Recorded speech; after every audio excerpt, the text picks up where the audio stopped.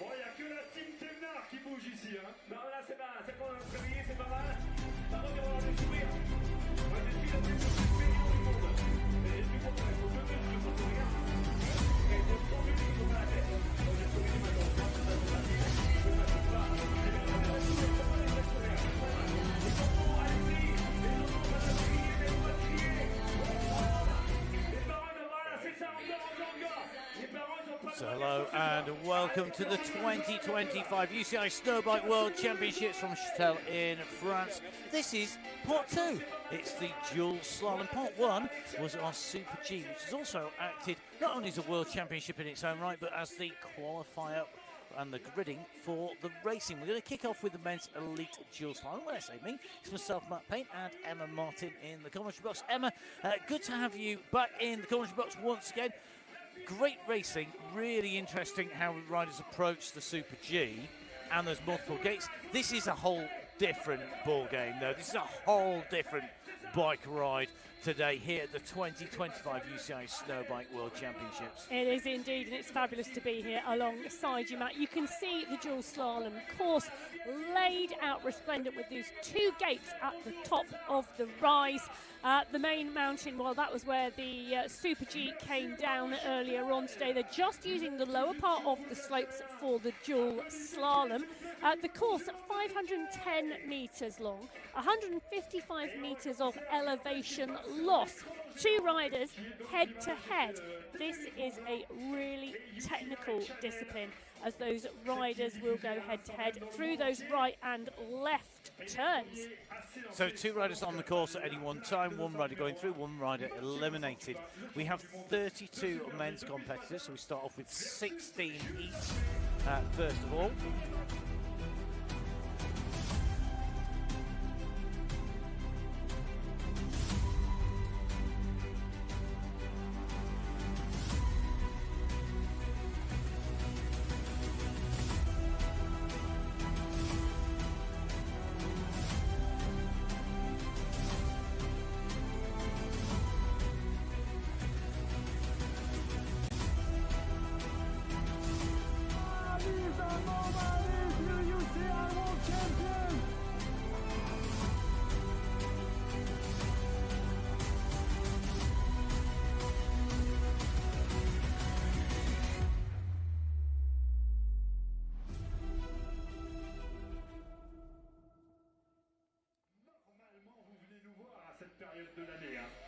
So hello and welcome back to the UCI 2025 Snowbike World Championships from Châtel in France. We're in the Haute-Savoie for the dual slalom. This is part 2. Part 1 was our Super G race. The Super G, the slalom, all about being able to set a time that got you a medal. If you weren't in with a medal, well, you at least wanted to qualify for this, the dual slalom.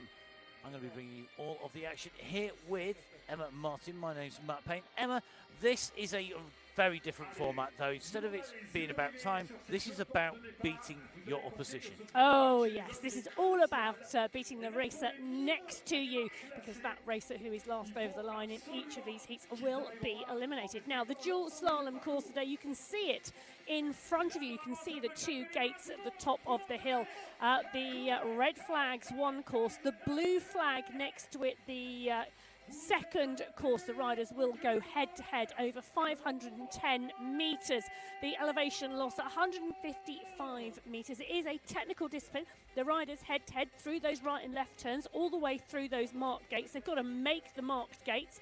The one rider from each round going through until we get to those last two competitors, and they go head-to-head in the final. So you can see those two courses, each rider one side, one in red, one on the blue course. The first of our runs will be the men's run down here. And as they drop down here, Emma, those 13 turning gates, 12 changes of direction, are the same for rider and rider. And we have one run for the first of our men's run, which is the 16th finals, so yes. 32 competitors, and that is about the fastest through. But once we've completed that, we go on to the 8th and the quarter and the semi-finals, then it is about having 2 runs. First run sets your time. For the second run, it's then your time against the opposition's time. Both riders line up. The faster rider goes at the when their gate drops, and then there's a delay of up to half a second, which is the maximum delay, which is the time that they beat the other rider in round 1 in the first of those heats. Yes. So heat 1 sets the time that the gates will drop in heat 2, which means that the first cross line in heat 2 is going to be our winner. And what it also means is when we do those 2 runs that the riders race both sides of the course. It's going to be really entertaining. Make sure you follow on social media. Make sure you use the hashtags if you are taking images, if you've been down there watching. Now, our men's 16th finals. The heat's drawn up. So our fastest rider of our 32, Vincent Supin, up against Jules Lefebvre. And then it's a real mix, because heat 2 is the 16th and 17th fastest. So it's super close on the way through. And we're going to see that mix on the way through. You can see a red and blue dot indicating which of our race routes the riders are on, and it's 1 run, remember, in our 16th finals. 1 chance to move into the 8th finals. And let's not forget the number boards on the riders in the dual slalom indicate their qualification position. So number 1 setting the fastest time in qualification, Vincent Supin from France. At number 32, Jules Lefebvre from Switzerland, setting the 32nd fastest time in qualification earlier on today. So we can see the rider with that number 1 board. He is from France. That is Supin. Lefebvre in blue on the blue course. Supin in the red on the right-hand side of our screens at the moment. We're going to see how that rolls out as they continue down this course. You can see the gates readied, the lights flashing. It's time to go racing the dual slalom. Away they go. The gates drop and away goes a faster starting Supin. Behind him, Lefebvre foot out, really fighting to get around the turns, to get around those gates, and the gap is opening up here. This should be a clear run down for Supin to the finish, but there are slips and slides that will happen when riders are under pressure. He takes a look over his shoulder. You can see the time gap back to the second rider. Not critical on a 1 run, super critical on a 2 run. Well, Vincent Supin will progress to the 8th final. Jules Lefebvre, well, that is his last run in the dual slalom today. So round 2 coming up, and it is Benoit Feller from Switzerland versus Stefan Peter from Switzerland. So 2 Swiss riders, Feller on the red run, Peter on the blue. Can I predict a Swiss winner?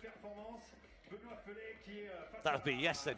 Right, so Peter up against Feller. Here you can see they are already in the start gate and ready.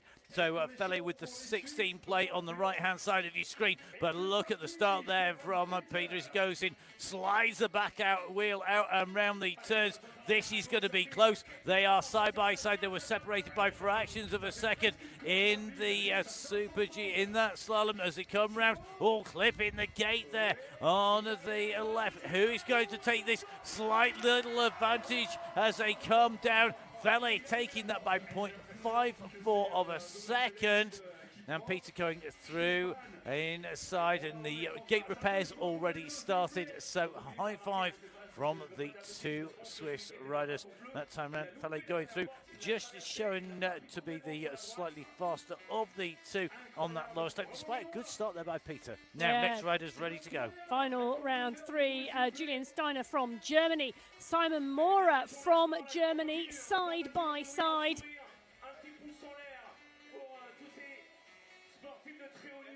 So Steiner on the red run, Mora on the blue. 2 German competitors going up against each other. Now Steiner took 9th place earlier on in the Super G. Mora took 24th.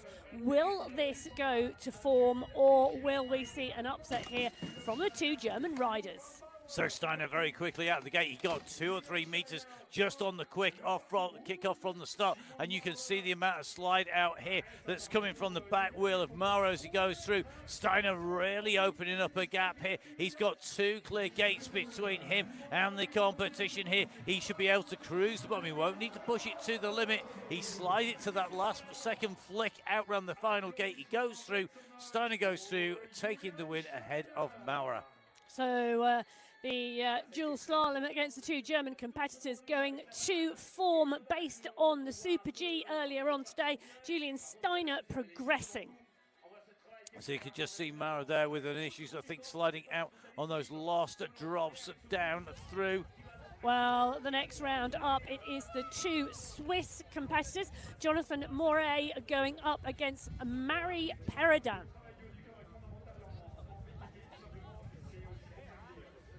So as the competitors get ready in the 2 side-by-side start huts. Just taking the final moments to settle.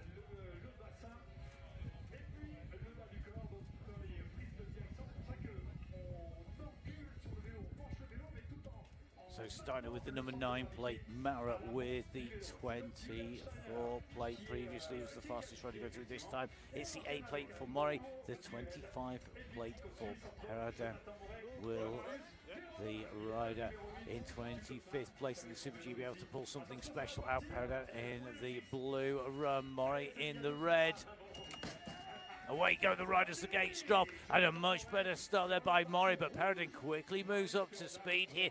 Now, he's got his foot out, he's trying to come alongside, he has closed that gap back down again. He came out of that gate just a little bit slow, he's got a little bit of ground to make up. This is going to put the pressure on him at the moment. They come in through those turns, the slight gap at the moment for Mori. Mori goes through the line, Peredan can't quite close the gap down, 0.65 of a second. Wow, close racing, and Peredan really trying to come back after that gap establishing at the start of that run. Back up in the start pen, 2 French competitors waiting to leave for their dual slalom. Leo Grizel is finished 5th in the Super G earlier on today. He's going to be up against Emily Sapagi. So we will see the riders in action. You can just see the early start. It closed down the gap between the 2, between Mori and Peredan, but then Mori opening up on the lower slopes. So Grisel against Sapagi, Leo Grisel, Emilian Sapagi, 5th and 28th respectively here today in the Super G. The number 5 plate for Grisel, the faster of the 2 riders in that right-hand red. On the start gates. Gates go. Big kick off from the line. Grisel there getting the 5 meters or so over the rider. Same place who clips the gate on the way through. He gets it foot out, he gets it loose, but he's lost an absolute shed load of time going around there. That is going to cost him dear. He's going to try and come back. You never know when your competitor's going to make a mistake, but he slides out as he goes around the turn. Emilian Sapagi there restarts the clock, but he misses the gates. He will not make his way up through into the next round. He doesn't need to complete that run. And I think some frustration there for Emilian Sapagi. Well, Leo Grisel will be the rider progressing to the next round. From that heat, back up though we have with the 12 plate, the Belgium rider, Kelly van Roosel. He will be starting against Thibaut Lally, the French rider with the 21 plate. Van Roosel in red on the red run, Lally on the blue.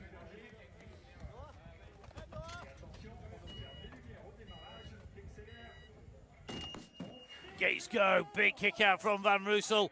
Gets out nice and go smooth, lots of momentum out. This red run really showing that the fastest riders who have been drawn on there are using that to their advantage. Down they come. A little bit of a push back here. He's taking it wide. He's taking it loose. He has to go sideways to go around the gate there. That has gone and pushed the rider there, Lally, out of contention. What a run by Van Roosel. Smooth as you like down there. Lally pressurising, trying to come back, makes the mistake.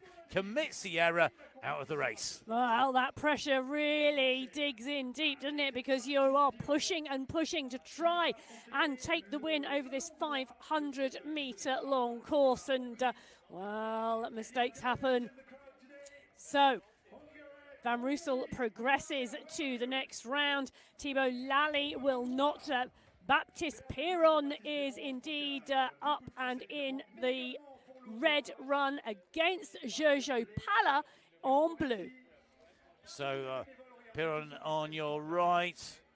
The French riding against Hungarian Jojo Pala on the left-hand side. Always the Hungarian jersey. Time to go racing.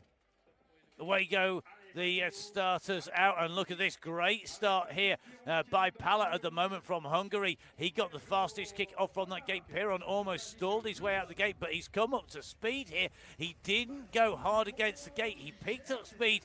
The comeback is coming, though. Pala is coming against him, but he cannot make it count. It's going to be Piron who goes through. The time gap will be 0.83. Pala out, Piron through. Wow, so Baptiste Piron goes through and progresses to the next round. Heat number 8 coming up next, and that's going to be Miles Weber with the 4 plate. So 4th in that Grand Slalom Super G, earlier on this morning, against Ray Merritt from Switzerland as well on the 29 plate. So the first half of our heats will be complete when these two riders reach the base of the slope here in the championships here in Châtel in France. Will it be Weber? Can he make this stick? Can the Swissman beat his countryman Ray Merritt? On the left-hand side, the gates go. Away go the riders. Big start from Weber. Opens up the gap here. The pressure on the trailing rider. He goes wide. He slides his way round, losing ground. Keeping it smooth. Keep your composure. Keep that line smooth, riding all the way down here at the moment by Weber. He's going to take this, I think, comfortably. He has time to look over his shoulder before he gets to the line. 2.74 seconds the gap between Weber and Ray Merritt. Oh, it is indeed, and is indeed Miles Weber going through for Switzerland into the next round. Now, the red line seems to be the winning line at the moment, but that is down to the fact that the riders who were faster in qualification earlier on today being allocated to that red run. Now, heat number 9, waiting in the start pen to go. Cedric Gracia from France finished 3rd. He's on the 3 plate against Chris Donnet. He's on the number 30 plate from Switzerland. So France versus Switzerland. Gracia against Donnet. It's time to race here in Châtel in France.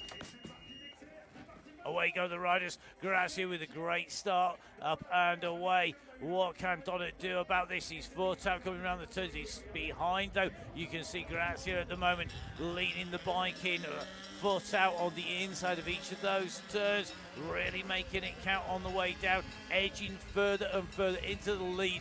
Goes through smoothly. It's going to be 2.22 seconds, the difference between Gracia and Donnet. Gracia through, Donnet eliminated. So Cedric Gracia from France goes through to the next round. Heat number 10 lining up, and this time it's Jack Piercy from Great Britain on the 14 plate against Jules Troyet from Switzerland on the 19 plate. So as the fans look on, it's time for our riders to settle those nerves, to get ready for their competition here today. Remember, this is a one-hit wonder. This is your only chance to go through in the 16th finals, to take our riders from 32 riders down to 16. Piercy on the right on the red run. Twilight on the left on the blue run.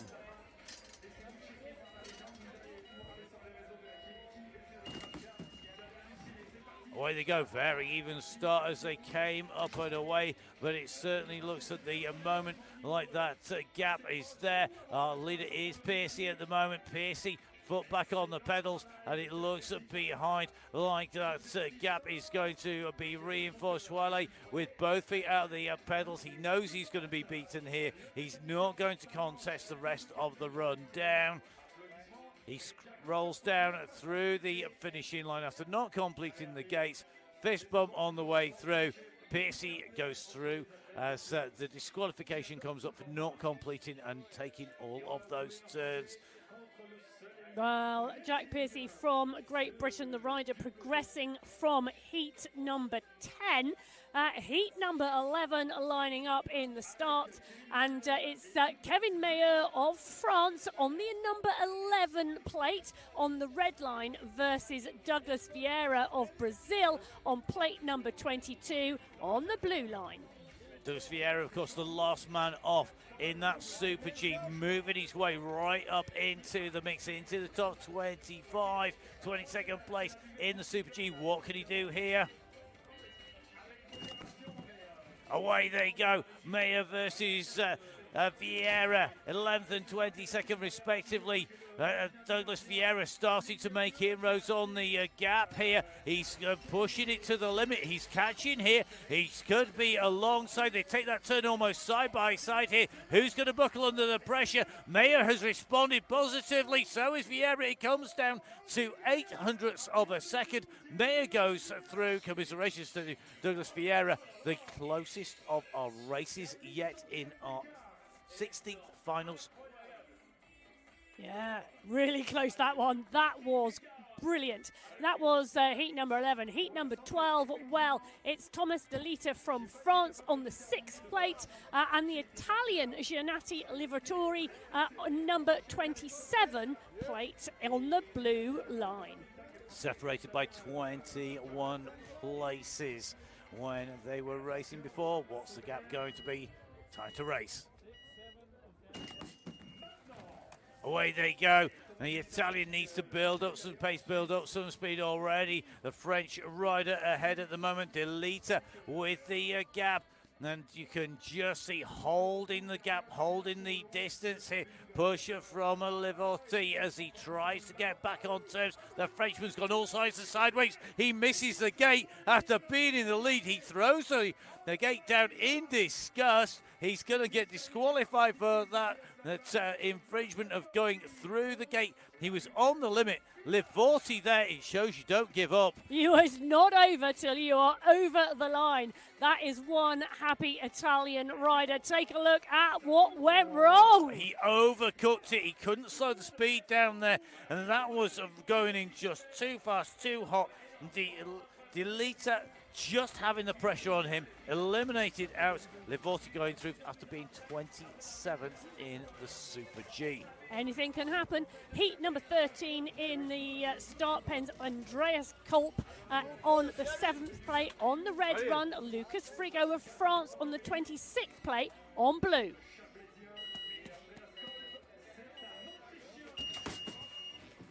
Well, bad start there by Kolp as he went out having to almost push himself out. This has left him with work to do, but we are seeing a mistake or two coming as well here from the French rider, from Frigo at the moment, just making those little mistakes. Both riders making mistakes, and a big, big mistake. He's down. He could get himself back up and racing, but that is going to be Andreas Kolp after taking 7th in the Super G. Out of the racing here today. He's missed the gate unless he goes back up and round it. He's going to be out of the racing. Well, it's going to be game over whether he gets the time or he's disqualified. Now, let's take another look at this back. You can just see comes around the turn, goes sideways. He flicks the bike back across almost Scandinavian flick-esque, going from one side to the other, flicking the back end of the bike out, but it didn't work. It went too far. He couldn't catch it. Down he went. Well, heat number 14 in the pens at the moment. Luca Thurlow from Great Britain on the red run. Baptiste Jaladieu from France on the blue.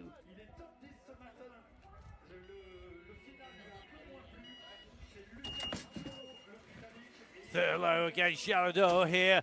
Thurlow with the faster start out of the gate. Very evenly matched initially, but Thurlow looking smoother. He's pulling away. He's got one gate clear at the moment, and it looks to me like Jaladieu is not going to get back in touch. He's running out of time to make a move. It's going to require a stay by Thurlow. Thurlow keeps it smooth, puts it on the back wheel over the line.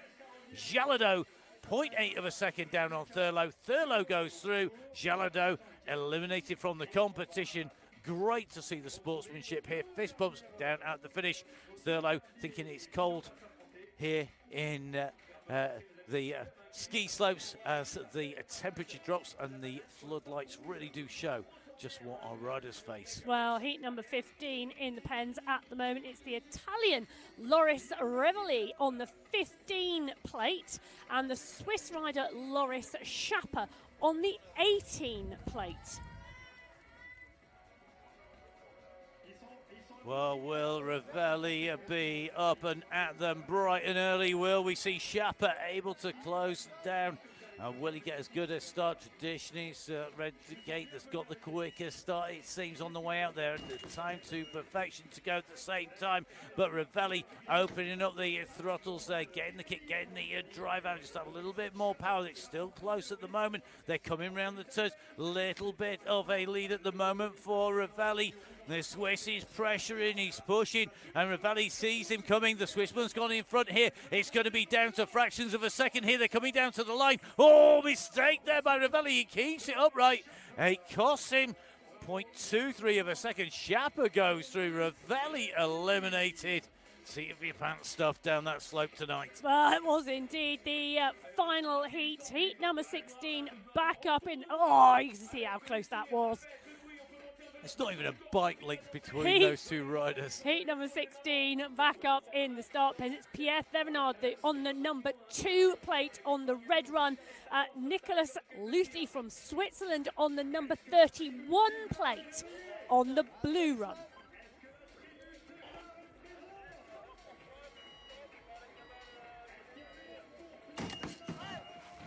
So away they go. The French rider leading out of the gate here. The Swiss rider has to try and come back at him. Second place, a rider who knows what it is to take a championship win here previously. The local man, the Frenchman, leading them way down the turn. The Swiss pressure is starting to pull up. Makes a mistake. Oh, he comes off the bike sideways. He's going to go down. He hits the foam bumper that protects that finishing gate as he goes down. He leaves the bike behind. He went all sorts of sideways and in the end on the floor. Let's take another look at that. He's putting the pressure. He can't get his foot on the outside of the bike. He doesn't get planted. He can't get the inside foot out, loses balance, and that was game over. Well, upsets in the men's heats in the 16th races, and the progression results on your screen now. So Vincent Toupin from France, Benoit Fellet from Switzerland, Julian Steiner from Germany, and Jonathan Moret from Switzerland go through from the first 4 heats. Leo Grissel from France, Kilian Van Roosel from Belgium, Baptiste Piron from France, and Miles Weber from Switzerland go through from heats 5 through to 8. From heat 9 through to 12, it's Cedric Gracia from France, Jack Piercy from Great Britain, Kevin Mayer from France, and Giannati Livorti from Italy, who progress through to the next round. And then Lucas Frigo from France, Luca Thurlow from Great Britain, Loris Schapper from Switzerland, and Pierre Thevenard from France go through from heat 13 through to 16. And we saw there the difference it makes when you are pushing, when you're under pressure, you are on the limit. We saw that with Luthi. We saw that in that great race between Livorti and De Lita. So that is our men's 16th finals done. We move on to our 8th finals as our next race. And this is a slightly different format. 2 races for our competitors in each of these. 2 heats, effectively. Yeah, indeed. So the women are up next. The Women Elite Dual Slalom. 8 finals, run 1 start list. We're going to see 3 heats with 1 rider, and then the other 5 have 2. So Lisa Baumann up in heat number 1, as you can see. Kierna and Grandulier in heat 2. Widman and Hoagie in heat 3. Such and Porter in heat 4. Fail goes on her own in heat 5. Parton and Leklela go in heat 6. Raebner and Don go in Heat 7, and Clavel goes in Heat 8 on her own. And with the number of riders and competitors, it does mean that our 3 medalists from the Super G effectively get a bye through the 8th finals and into our quarterfinals as reward for their performance in the preceding race. Now, you might say, well, why would you actually go push at all here? You can't afford a disqualification. You don't want to get knocked out of this by disqualifying yourself, basically. But what the riders want to do is they want to get into the rhythm of racing, don't they? They want to get that. And you've still got to complete the run. Yes, you've got to get that down. Successfully. Yeah, so it's getting the balance right. So when we have our riders on their own, our 3 medalists, Clavel, Fayol, and Baumann, they still need to make sure that they keep the run smooth to get through, but fast enough to get the feel of racing. So much of this is about reaction, so much of this is about getting the power down, but it's also getting the lines right. And like many things, hitting the right rhythm is key here. So doing it at a slower speed, it's a bit like playing any musical instrument slowly. It's more difficult in some ways than playing it fast, but you get away with that just a little bit more. Play it out of rhythm, out of time. It can cost you, and that's what the riders can't afford to happen. So our 8th finals women's race up next here at the UCI 2025 Snowbike World Championships from Châtel in the Haute-Savoie in France. The venue that is going to be seeing the All World Championships in a few years' time. A region that plays host to lots and lots of races.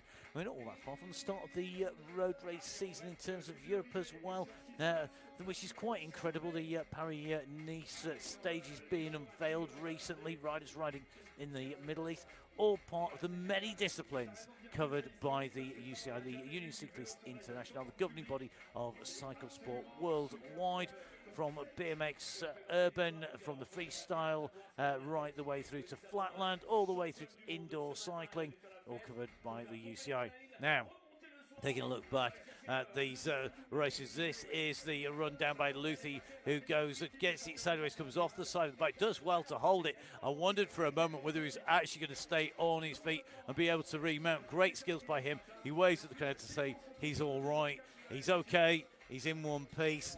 His probably first thought would probably be, is my bike all right? Let's face it, most of us have done that. Hit the floor and got up and gone, oh, never mind me, is my bike, is that all right? Is my bike working okay?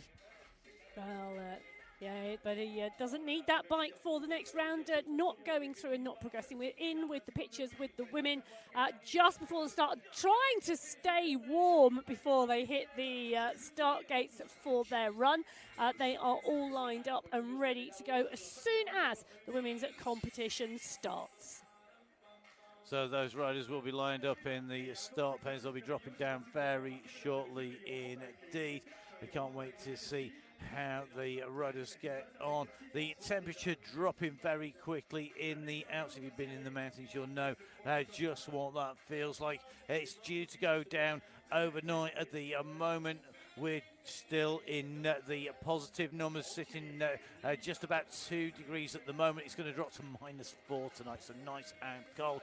As we see the leader go into the gate. Heat number 1 is Lisa Baumann, just one rider. She took the win. She's on that number 1 plate in the Super G earlier today. 2 minutes and 7 seconds, 0.29 her winning time. She took the win from Vicky Clavel by 2.42 seconds. So here she is on a run, making sure she gets these lined out. You can see where the previous competitors have cut the slope up, where they've dug in on those turns. That makes it increasingly difficult as time goes by, despite having skiers behind to groom the slope back into some condition, take the worst of the ruts off. You can see the slope is cutting up at the moment. Baumann down, unsurprisingly, through to the next round. Well, successful run. She's got a second run to do yet. Well, yeah. Can't see it really changing though. Well, back in the start pen for heat number 2, it is Yolanda Kien from Switzerland on the number 8 plate versus the French rider Grandulier on the number 9 plate. So this is going to be really interesting, separated by next to nothing when they were running down the entire 2K Super G course. Now it's time to see whether Kiner can stay in front of Grandulier. They know this is going to be close. It adds extra pressure. Away they go, and you can see a great start coming out from that red gate by Kiner taking the lead. Great shot from above here as the French woman starts to try and close that gap back down again. Kiner just going through these turns, twisting the bike over, getting that inside foot down, opening the lead, stretching the gap at the moment. This is hers for the taking unless she makes a major mistake down. She goes through the gate, the gap opens up. In the end, what could have been close, it ends up at half a second difference between Kiner and Grandoulier. Well, Yolanda Kiner taking the win on that run. They will go up against each other again in heat number 2. But heat number 3, as we watched her come across the line, is Veronia Widman from Italy with the number 5 plate. She's on your screen now. She will be going up against Abigail Hoagie from the USA on the number 12 plate. So really experienced rider. I had the pleasure of watching Veronica Widman in action, racing in the Downhill World Championships and on the World Cup, up against Hoagie. Hoagie on the left of your screens in the blue, Widman on the right in red. Away they go, Widman getting up to speed, gets that little bit of extra ground on the run out. Hoagie here, foot out, making sure she keeps this controlled. The time gap is opening up here. Widman looking super planted, keeping both feet on the pedals, keeping that centre of gravity low. Now she brings out the inside foot, puts it back on again, though it's only the one time that we've seen Veronica Widman have to put her foot out to stabilise herself, to shift the gravity inboard. She goes in through ahead of Hoagie. As you can see, the clock's stopping at half a second, and that is because that is the maximum time gap these riders will take from race 1, heat 1 of these heats into heat number 2. Wow, it is indeed, and Widman getting the better of Hoagie that time. Back up in the start hut for heat number 4, Morgane Such, who is on the number 4 plate from France, goes up against compatriot Elise Porter on the number 13 plate. So the riders lined up in the gate here. This is going to be key, this start. You can see Search, the rider who took the Super G back in 2024, already opening up a gap. This is now almost one gate. Mistake though by Search. She gets it sideways, she corrects it. She had the time to do that. The back wheel just overcooking slightly, just going slightly too far out. That will have caused her to think about maybe reining it in a little bit here today. She goes in over the line. She's going to take the maximum gap permissible as she opens the gap on Porter. Porter will get another run at this, but at the moment, Such showing class at the moment, takes that 0.5 gap onwards. Well, she does indeed, and great run from Morgane Such, who, well, finished 4th this year off of the podium after taking top spot in the Super G in 2024. Heat number 5, it's Zoe Fail who took 3rd place on the podium this morning in the Super G. She is lining up from France on the red run.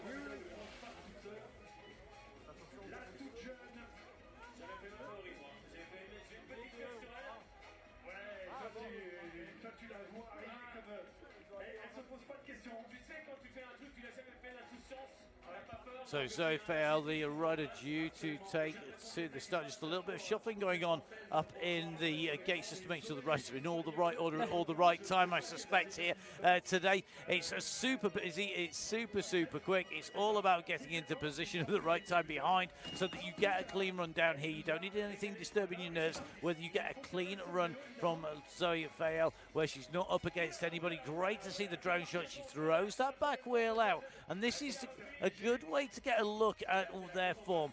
How good do they look if they're going to be up against competition? Because the first time they're going to ride against another rider will be in those quarterfinals when the pressure really starts to ramp up here in Châtel in France. Not the tidiest run, room for improvement, like my score report most of the time, but certainly looks to me like she is ready to race. Well, the crowd's really now starting to enjoy the dual slalom racing on the mountainsides here in Châtel. Zoe Fail in third place after the Super G coming down from that heat. Heat number 6 in the women's race, it's Michaela Parton from Great Britain on the number 6 board versus Anja Lechthaler from Germany on the number 11 board.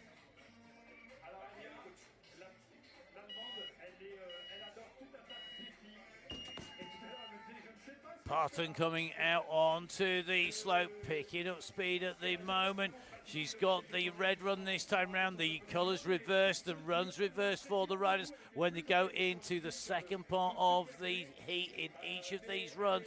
From the 8th onwards, Parton at the moment leading as she goes down this slope. She's opened up what looks to be the maximum gap here at the moment on the Lechthaler. Anja Lechthaler making her way round those turns. She wants to keep it together. She'll want to complete both runs. The clock stops at 0.5. It is more than that.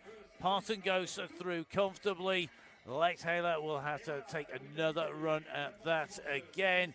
The rider from Great Britain showing that she's not phased by hitting the snow here today. Well, nobody wanting to actually deck it in the snow, but heat number 7 in the women's, it is Elke Rabda from Austria on the number 7 plate. She's on the red run. From France, Julie Darnett, she's on plate number 10. So our riders ready to go. Time for the gates to drop. And away they drop. So here we go.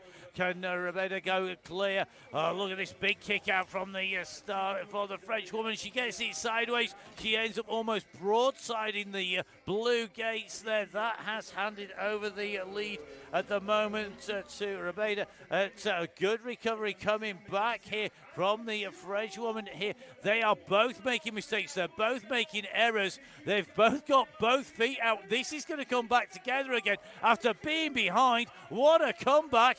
Rebecca makes it by 0.2 of a second. Well, that was all sorts of scrappy on the way down. The French woman goes through 0.21 of a second. Both riders will want to improve from that super close. Mistakes from both riders there. Both riders, both feet out, sitting on the saddle. Center of gravity goes up. The moment you, Mary Poppins, you're in trouble. Well, heat number 8, the final heat of round 1 for the elite women here. Vicky Clavel on the number 2 board. Solo rider this time out. So Clavel, the silver medalist from the Super G, onto this run, and you can see the difference here. The foot is out, but she's keeping those runs tidy. She's keeping those turns tidy. Not under pressure, though.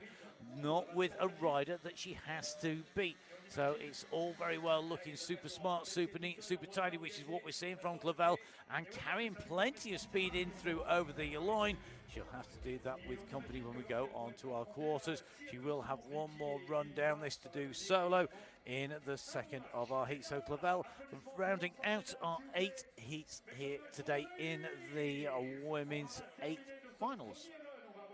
They are indeed, and here we go. The results of run 1 right in front of you. So Baumann in heat 1, Kiner in heat 2, Widman in heat 3, Such in heat 4.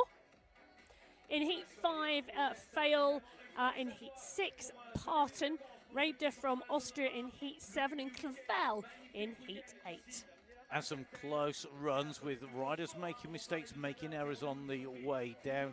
Remember, if you don't go through the gates and you take a run down the outside, you'll get disqualified from the standings on the way through. So as we move from our 16th finals onto our 8th finals, we go across to our men's competition. And as you can see in our 8th finals here, this is going to be the same format. Riders on the left and right of the race run. Well, the men's elite dual slalom, the next up to start in the 8th finals. Run 1, the start list in front of you on the screen at the moment.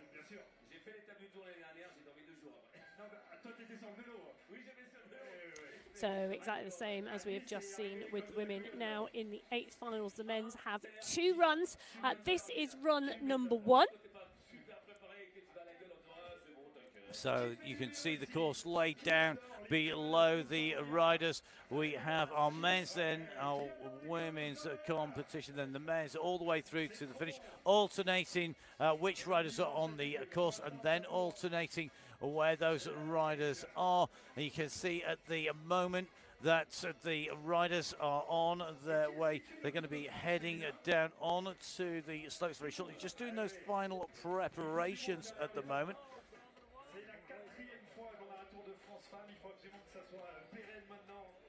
So the bikes, we've seen a number of bikes with the chains, we've seen a number of bikes with belt drive on here, very different drives. You can just see the mat there for grip in at the start, just being lined up to the competitors' preference as we see the riders make their way back up the slopes. The skiless, the ski toes are there to pull our riders up. And the button poles there. They're tricky enough on a skis. They're even more tricky on a snowboard. I'd say they're really awkward. Great to see so many people here witnessing not just the in front of camera bit of the show down these slopes, but also seeing the behind the scenes, because they're able to watch the riders go back up, get up close and personal as the riders go over the finishing line. So we are in with the men's 8th finals here, so we will take this down from 16 riders down to 8 to move on to our quarterfinals. It's going to be 2 runs, remember, for each of these riders. The gates will be reversed, so if there is a gate running faster, which might be the red gate, far be it from me to speculate, then you would find that the rider switching over may magically reverse that, but it may be that red one is there. It's about making the most of the time gaps. Well, Tupin on the red run for this first heat in the 8th final from France. Felle from Switzerland in the red. Felle, let's just remind you, on the 16 plate against Tupin on plate number 1.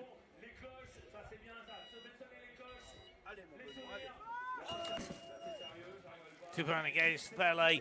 Tupin with the better start out there. Felle really up to speed, sliding around the turns, but Tupin carrying so much speed through here.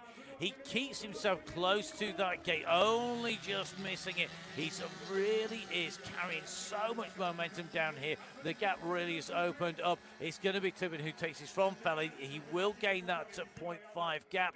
If we were doing it on actual timing, that is a substantial lead to carry forwards. It's still big, half a second, a big gap. Well, it is indeed, and Tupin getting the better of Felle on that run. Back up in the start for heat number 2 in the 8th final is indeed Julian Steiner on the number 9 plate versus Jonathan Moret on the number 8 plate. So while the riders just get themselves sorted in the start pen, Steiner from Germany finished 9th in that competition this morning to set the qualification versus Moret, who finished 8th. This should be a close heat. Well, let's see if it lives up to expectations. The rider from Switzerland against the rider from Germany. This is about getting that start right, making the most when you do get a good start, kicking off from that mat through the gate, down the slope. Get the drive engaged. You can't afford to spin those wheels up, and you can't afford to broadside those gates going down. Away the riders go, very close between the two. Moret just carrying a little bit more momentum initially, but it looks to be like the gap is open in the favour of Steiner. Steiner on the blue run now, opening up half a gate's length. It's 5 bike lengths, now it's 6. And at the moment the gap is continuing to open. Moret needs to keep this together and not lose his head here. He was starting to get scrappy on the way down there, trying to respond, but not to be at 0.5 the gap that will be carried forward as they go through. So a really interesting result there as they go onwards. Well, as they go onwards, we go back up to the start height, and it's Leo Grissel from France with the number 5 plate. He will be matched against Kilian van Roosel, the rider from Belgium, on the number 12 plate. So Grissel from France, van Roosel from Belgium. Away they go. Gristle charging out of that gate, almost taking a run up at it by the looks of the speed he carried out of and away. Talk about getting it right. It's critical in BMX racing. It's critical here in the dual slalom. But look at the pace of Van Rijssel. Van Rijssel is carrying speed through here. He's putting the pressure on the Frenchman. He's not going to do enough, though. They go in and over the line. Grijssel goes through ahead of Van Rijssel as they come in and through the line. Good racing. Oh, it was indeed. And back up in the start hut as we take a look at the finish there. We have indeed for the next run, well, it is Baptiste Piron from France on the number 13 plate versus Miles Weber from Switzerland on the number 4 plate. This is going to be an interesting race. Let's see what Piron can do. Can he take out Weber? Here we go. Piron kicks out, carrying speed into the first flag and then away from him, starting to pressure in the early part on that blue run. That's where it seems to have that little bit more speed. The run's designed to be as equal as possible with very little advantage, but at the moment here, you're starting to see the gap open. It's going to be close, 0.09 of a second. Weber takes it from Piron. Super close, super fast. Nothing to choose between them. Oh, I can't wait for run number 2 between these two. That was amazing. I'm not sure whether that was crap or just clipping the gate on the way through. You can see the time gap here. It literally came down to half a wheel's gap. Fortunately, the laser timing a little bit straighter than our finish line down on the snow, which is being dragged down the slopes by our riders. Well, Cédric Gracier from France on the number 3 plate up against Jack Piercy from Great Britain on the number 14 plate. Well, will it be youth versus experience? Who's going to take this? Gracier showing no signs of slowing down yet. Quickly out from that gate. Piercy, he's got his foot out. He's got it loose. He's carrying pace. He's carrying momentum. He's throwing everything at this. At the moment, though, he really needs to keep it a little smoother. I think he's starting to close in that early section. It then opened up in the middle, and now Gracier continues the gap. It's going to go through at 0.5. The right-hand turn made at the base of the slope. The fists are bumped. Piercy, not the first beaten to be beaten by Cédric Gracier, and potentially not the last the way he's going at the moment. Well, putting in a storming run. Gracier on that number 3 plate, taking a podium spot in the Super G earlier on today. The next heat, well, that's getting ready up in the start hut. Kevin Meilleur from France on the 11 plate versus Gionat Livoriti from Italy on number 27 plate. Well, whilst the fans at the side there amusing themselves, keeping themselves warm by running up and then sledging down, it's time for our riders to go racing. Meyer on the right, so Livorti on the left.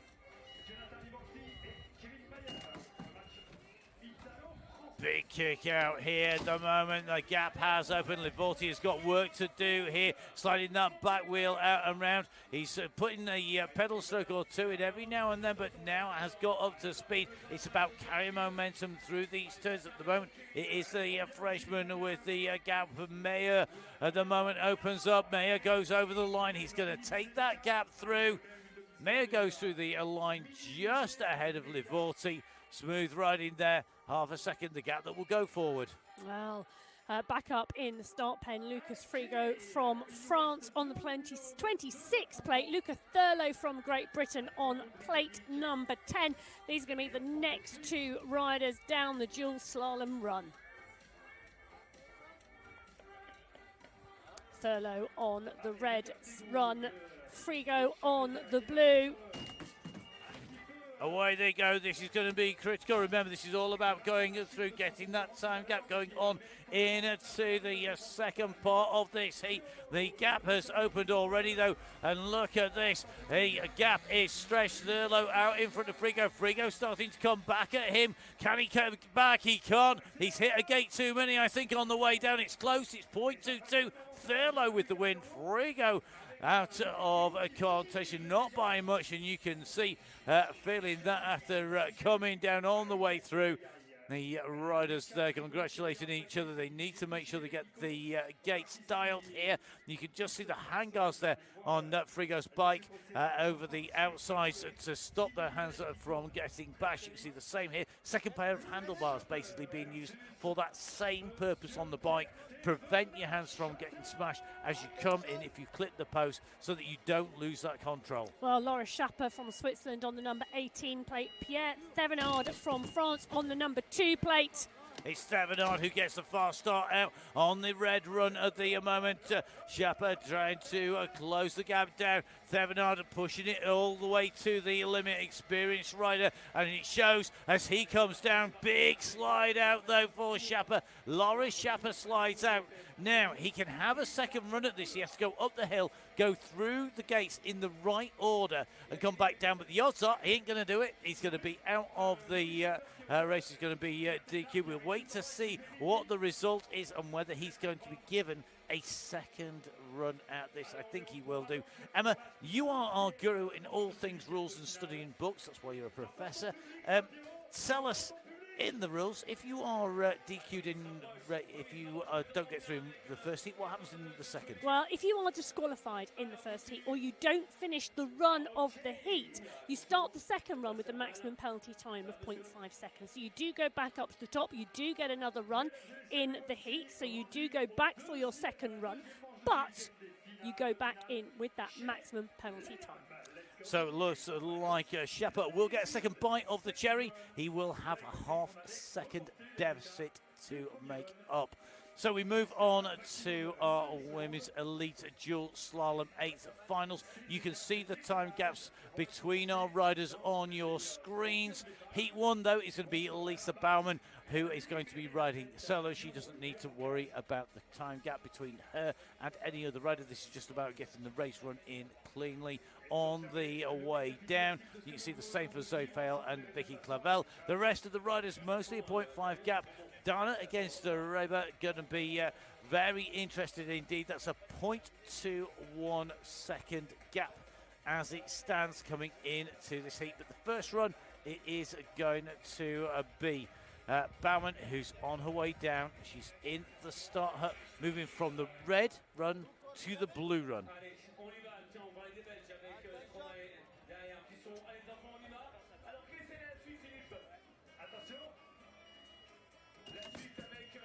So the gates drop in, the second gate empty. Baumann, a little bit of an early turn into that turn there. Just going to watch you on the way down. This is a first chance really to get a good ride into this blue run. She was on the red run previously, getting a feel for how the two runs differ, how they race differently. Those subtle differences will add up. Able to pick a line, keeping her feet on the pedals, keeping the centre of gravity low. No pressures, straight through, smooth as you like. Baumann, first of our riders to move on from this, the first of our 8th finals, heading into those quarterfinals. Well, the next up, waiting to go, Yolanda Kirner from Switzerland versus Emmy Grandulier from France. So a half-second gap, time to go racing. So you can see that half-second gap, it's fractional, but it is enough to make a difference here as we see coming down, Kirner versus Grandulier. Grandulier on the left as we look from above, but as we see them coming down onto the slopes, the riders left, it is a Grandulier chasing at the moment. Kirner, Grandulier had a half-a-second gap to make up. She's on the inside, the two runs evened out, but it's going to be Kirner who comes across the line first in the end. 0.63 of a second. A bigger gap, interestingly, than the 0.5 maximum gap that time around. It really does level things up, and you can see the elation there on the face of Yolanda Kirner. Yeah, it's one happy rider to progress to the quarter-finals. So back up now, it is Veronica Widman from Italy against Abigail Hugi from the United States. Which one of these two will progress? Widman was up in the last round.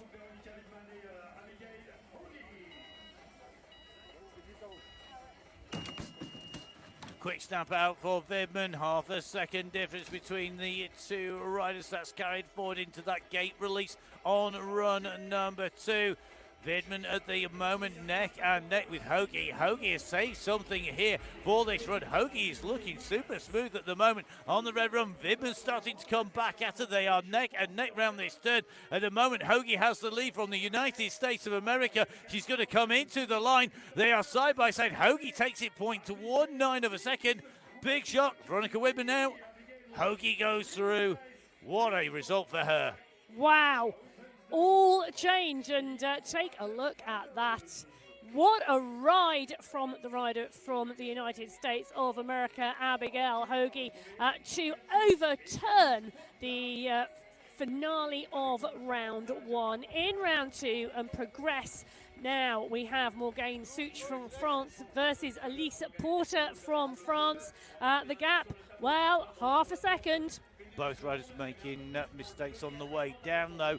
Who's going to have the clean run here? Such in the blue gate, Porter in the red gate. Such gets her to flyer out of there, but she's got to be careful about carrying too much speed. They're going to be very close coming in to this. The fourth gate, round that turn they go. This is close. Such on your left-hand side. The riders right are left as we look up from the base of the slope, but as we look from above, it's the right-hand side for Such. Such opening up the gap in that blue run. It's a full gate now clear. She goes through the winning margin, 1.77 of a second. It is Such through. Porter eliminated from the racing. Oh, it's all heating up now in the dual slalom. Back in the start hut, however, is Zoe Fail from France. She's got a single run this time round. The top three podium riders from the Super G in the women's elite race going on single runs in the 8th final. Well, we've seen overturns. It shouldn't happen now. Zoe Fail, the rider in Heat 5, to get a run down now on the blue run. We've seen her down on the red. It's time for her to take on the blue run, just subtly different. Oh, a little bit of a stall on the way out. Not going to cost her now because she's on her own. Behind, though, that will make a difference. As you see the skiers behind coming down, you can see them just using the side of the ski there, using a snowplow to effectively to plough that slope back into condition. As we see Zoe Fail come down this slope, just keeping it smooth, focused on those gates, taking the look up, head moves across, just in front of the shoulders where the head go. The shoulders fall, then the rest of the bike going round. Nicely done, though, by Fiol. She'll be through, no problems at all. Well, up in start hut, it is Michaela Parton from Great Britain versus Anja Lechthaler from Germany. So 0.5 gap, the maximum time gap going through. Parton had a bigger gap than Lechthaler as they came down the runs. Their run colours reverse, so Lechthaler in the red, Parton in the blue. So Parton out quickly up to speed now, carrying that half a second gap. It's worth about 4-5 metres, but that momentum drive from Parton really starting to tell here. One gate difference between the riders. Parton now needs to just be calm about this. Keep it smooth, keep inside those gates. Don't make a mistake now. She's got a big enough gap. She should know that this is hers to lose. She makes it hers. What a ride by Parton. She comes through. Lechthaler will come down to complete her run. The time stops at 6.46 seconds. The difference between Michaela Parton alongside Anja Lechthaler. Well, Parton going through and progressing to the quarter-finals. The next heat lining up already behind Elke Rabner from Austria versus Julie Darnett from France.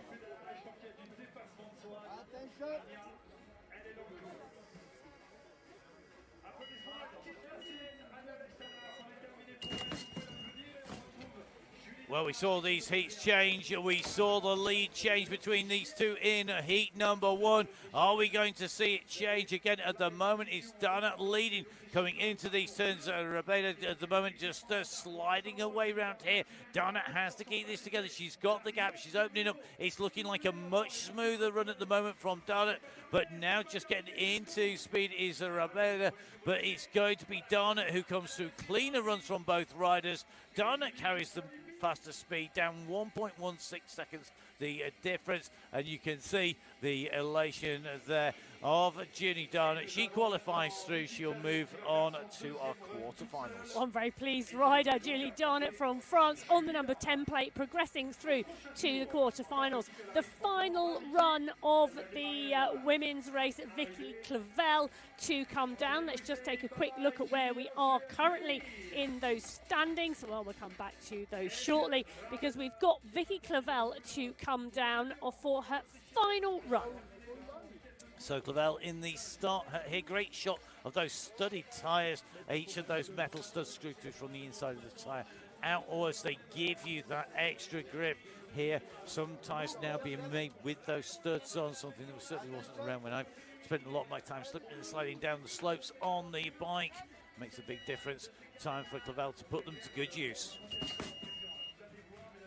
So Clavel with that start in between the sides of the gate there, just padding away through that dab, that last little push off.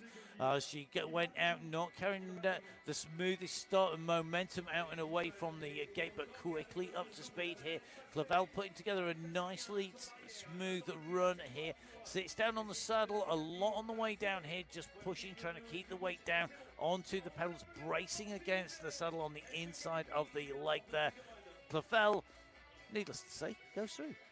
Well, second run of the men's 8th finals will be up next. But before we do that, we will get the opportunity to see the results of the women's 8th final. So Lisa Baumann from Switzerland progressing, Yolanda Kierner progressing as well, Abigail Hoagie progressing from the United States, and Morgane Such, Zoe Fail from France, Michaela Parson from Great Britain, Julie Darnett from France, and Vicky Clavel from France. Those are the riders progressing to the quarterfinals from the 8 heats from the 8th finals. So this takes us down to 8 riders in the audience. It's time for the men to line up ready for their runs here today. Tupan against Fele, Steiner against Morey, Grisol against Van Russell, Pierron against Weber, Grassi against Piercy, Meyer against Livorti, Frigo against Thurlow, and Schapper against Thevenard. Well, the riders all getting ready behind those start huts for their runs. And you can see on your screen at the moment the riders in the leading positions. Take a look at heat number 4 though, Pierron versus Weber, 0.09 of a second. That is one hotly contested competition between those two riders. Frigo and Thurlow, heat number 7, 0.22 of a second as well. Some of these runs should be really, really close today. It's going to be interesting to see who goes through. Now up first, Vincent Tupin from France versus Benoit Fele from Switzerland. Tupin had the first run. Will he take the second? Ready? Yes. Attention.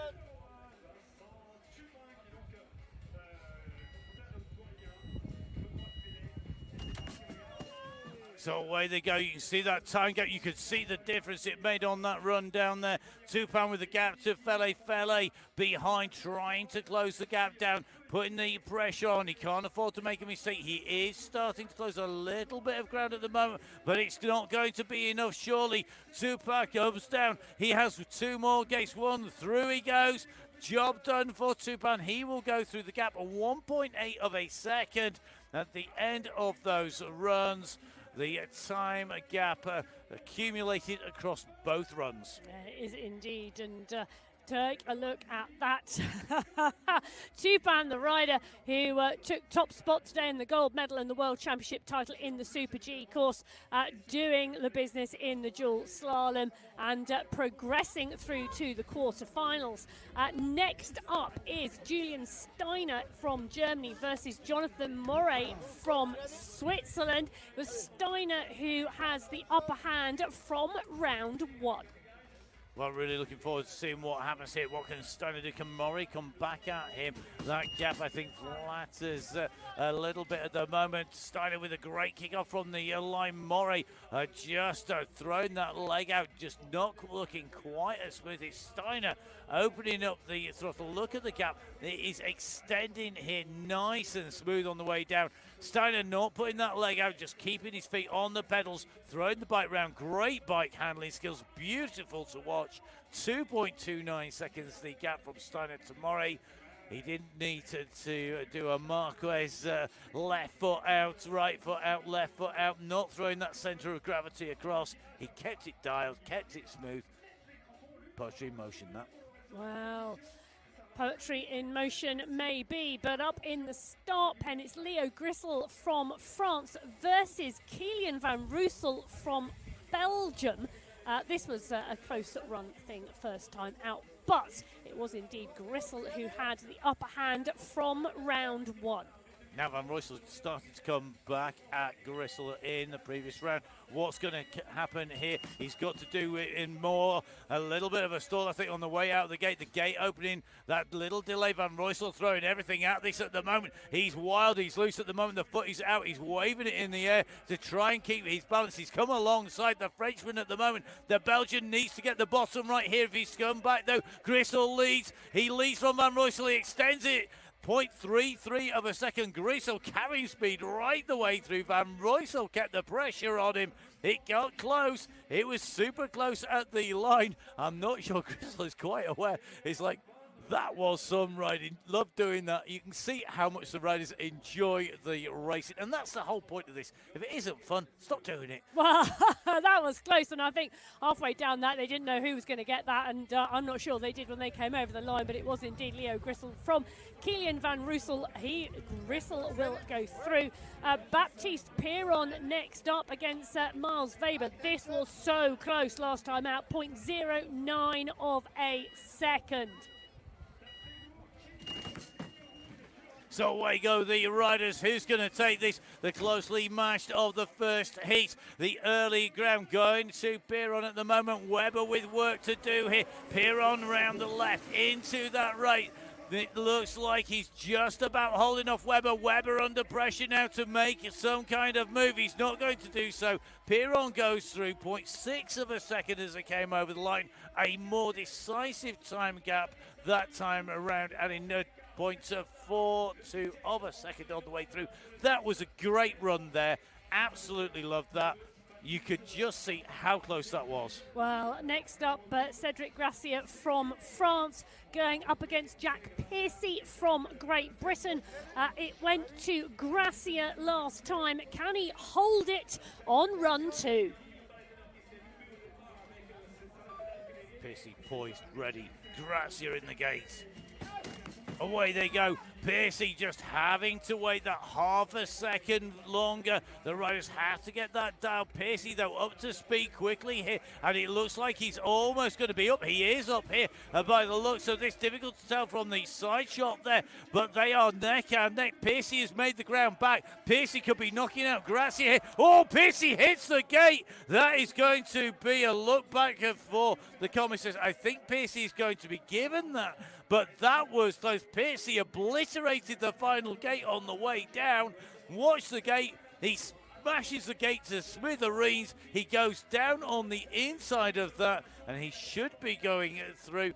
But that's one for our commissaires team. That's why they get the tough calls. Oh, they do indeed. But on the right side of the gate, even though it was hit. Now, next in the start pen, Kevin Mayer from France versus Giannatta Livorti from Italy. It was Mayer from France who took run number one. So can Livorti go and overturn that half-second deficit? He's on the red gate. Mayer, the faster rider of the two, on the blue gate for France.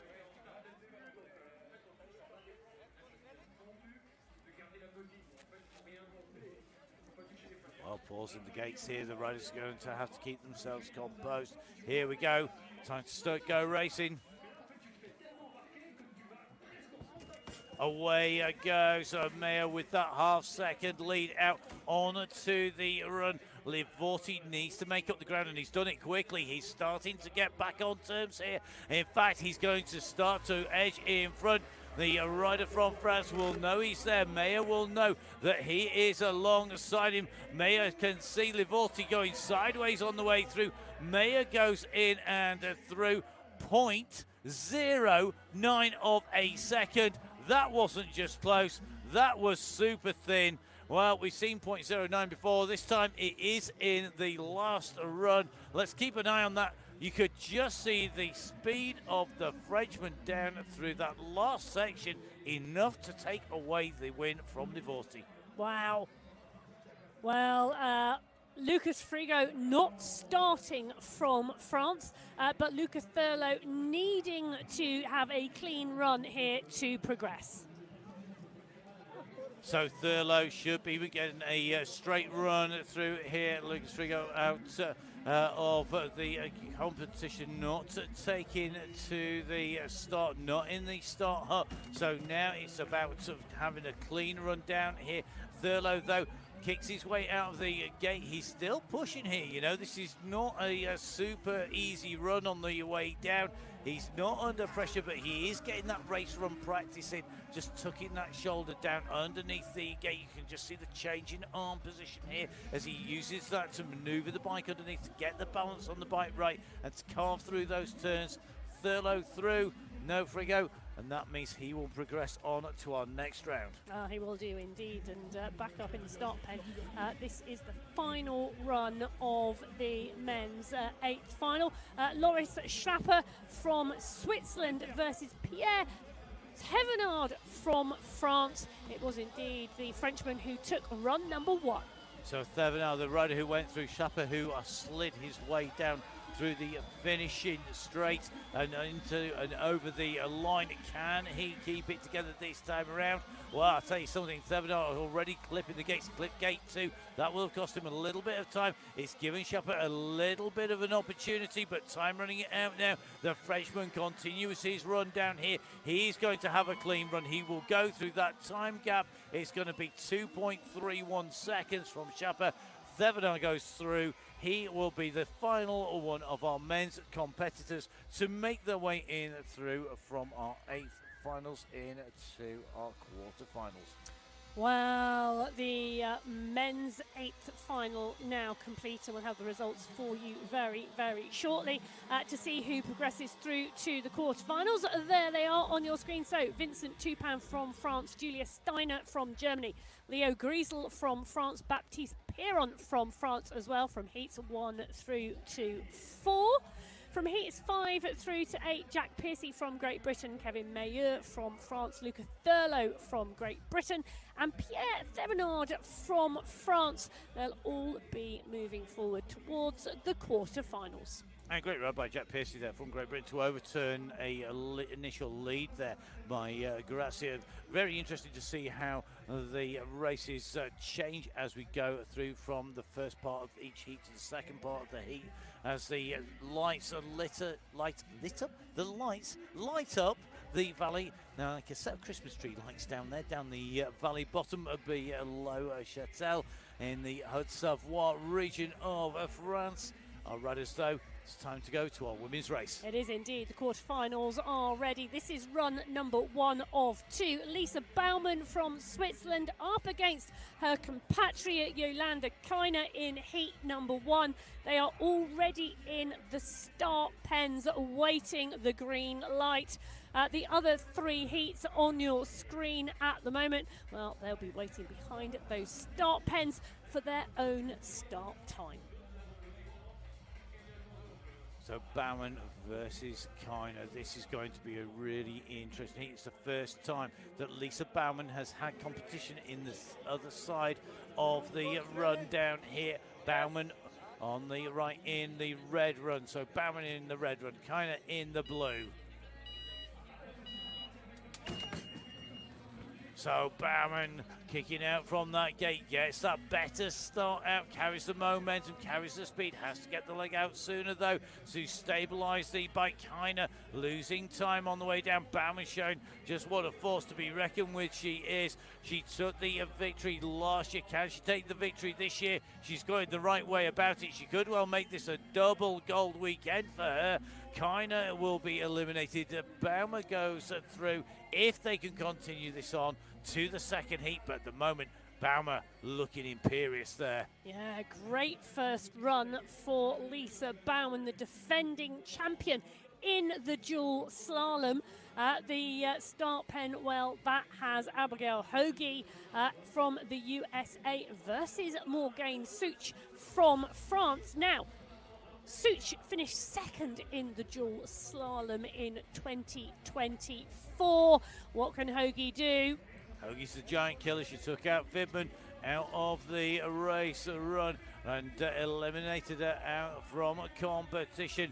This is going to be critical. Morgane Such against Abigail Hoagie. They're being held in the start gates here. Looks like one of the competitors just bringing to the attention the need to do a little bit of a sweep because of the debris on one of the turns. The riders will be held, and this is something as a competitor where you have to be able to deal with issues, deal with delays, keep your head straight on the way up. It looks like at the moment Morgane Such is going to use this time just to do a readjust of the goggles here today.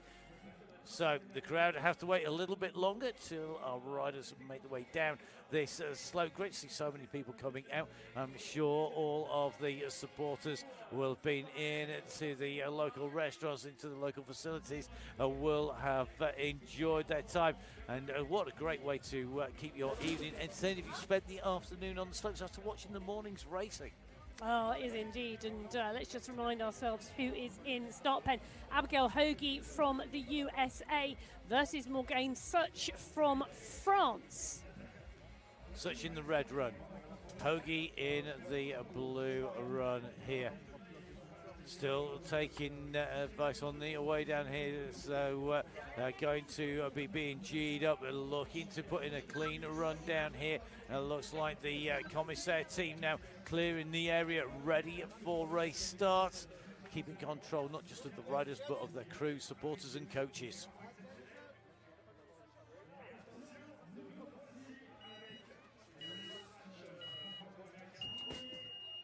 So away they go. Such with a great start out there. Hoagie with ground two make up this run, one of two. Such at the moment on that red run, already opening up the gap. It is extending to Hoagie. Hoagie put in a blinder of a run in the previous heat to come through, but Such showing class at the moment and showing why she's going to be a force to be reckoned with. Such and Baumann at the moment, the riders who have gone through into the second part of their heat with the time gap. That gap limited at 0.5 of a second. That's the maximum gap that a rider can open before going on to the second of the heats. Well, Such missing out on the podium in the Super G this morning, finishing in fourth place. I think she's got intention in the dual slalom this evening. Look at that, repairs being done as we speak and just sorting out the start area from that blue run. So the helpers and volunteers out on the course getting it as good as they can. In the start pen waiting on, it's Zoe Fail from France versus Michaela Parton from Great Britain. So that side, the blue side, just getting a little bit more grooming on there, a little bit more slope. The snow being brought down off the higher slopes, just taking out some of those deeper grooves on the way through. Our cameramen are getting the fist bumps on the way through, and you can see just a little bit of repairs being done, a bit of the section of track just getting the repair here on the blue side. Now, I'm not sure what our competitors who are across on the red run are thinking of this. It has to be said, though, we are on run one, and so there will be the switch across. If you're on the red run thinking, well, hang on a minute, I'm not getting all this TLC, at least you're going to get it when you go back across on the way through. keeping these courses as close as we can to each other is really, really critical here in terms of keeping the riders in a fair competition. Michaela Barton up against Zoe Fael. The riders lined up and ready. They're ready for action. They've got to wait for the crew to finish with the track repair here. So those final adjustments are going to be made. Then there's going to be the signal given by the commissaire team. Well, some of our next future generations of stars, hopefully, you never know, we'll be seeing those riders in action. And that's one of the great things, isn't it, about snowbike? We're taking a sport, a bit like we do with mountain bike eliminator. We're taking a sport that normally is in the mountains, on the mountains, and we're bringing it across and bringing it down into action, down into an audience that maybe don't normally watch.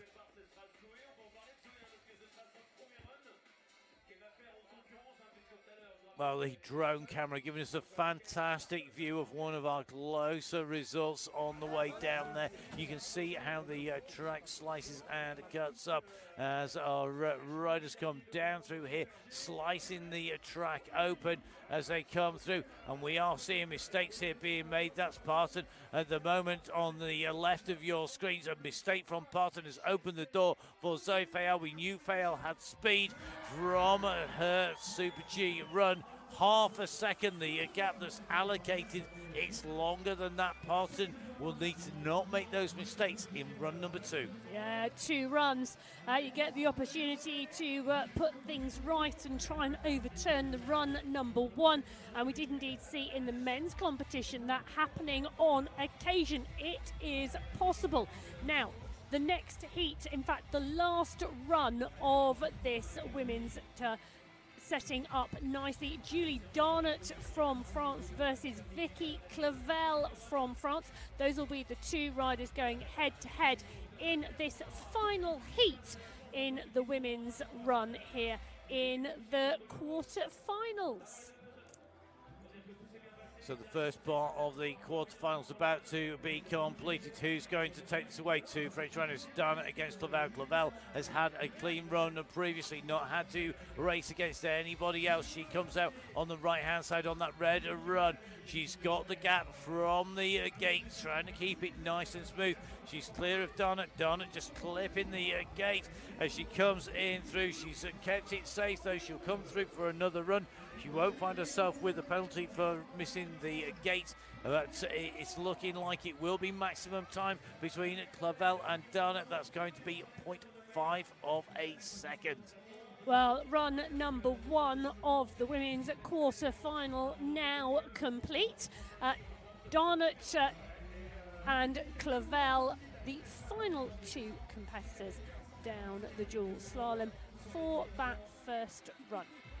That means we go back to the men's, but first of all, you just get to see the results of the quarterfinals run number 1. So Baumann in heat 1, Such in heat 2, Fail in heat 3, and Clavel in heat 4, all setting the faster time on the dual slalom run in those 4 heats. And all getting the 0.5 maximum time allowance between the first run and the second run in each of the heats here today. So next up it is going to be Tupan against Steiner, Grissel against Pierron, Meyer against Pissy, and Thevenot against Thurlow. Yes, we shift back now to the men's elite dual slalom. This is the quarterfinals. This is run number 1 in the men's competition. Well, really good look at the bikes there, just sat up on the top of the slope there, and really a very, very interesting choices of tread pattern here for the riders. It's about getting drive and grip from the rear. It's about being able to steer consistently with that front brake. Not very much braking going on, because if you lock that front wheel, the risk of locking the front wheel and losing that hitting the floor is great, and that is what the riders are trying to avoid now. Just taking a look at that blue run down there, you can see that the rut really has come in. It has cut quite deeply in to that side of the slope. The team working on here, all part of the Châtel area, the ski run here in the Porte du Soleil area of the Haute-Savoie, all experienced working on the slopes here.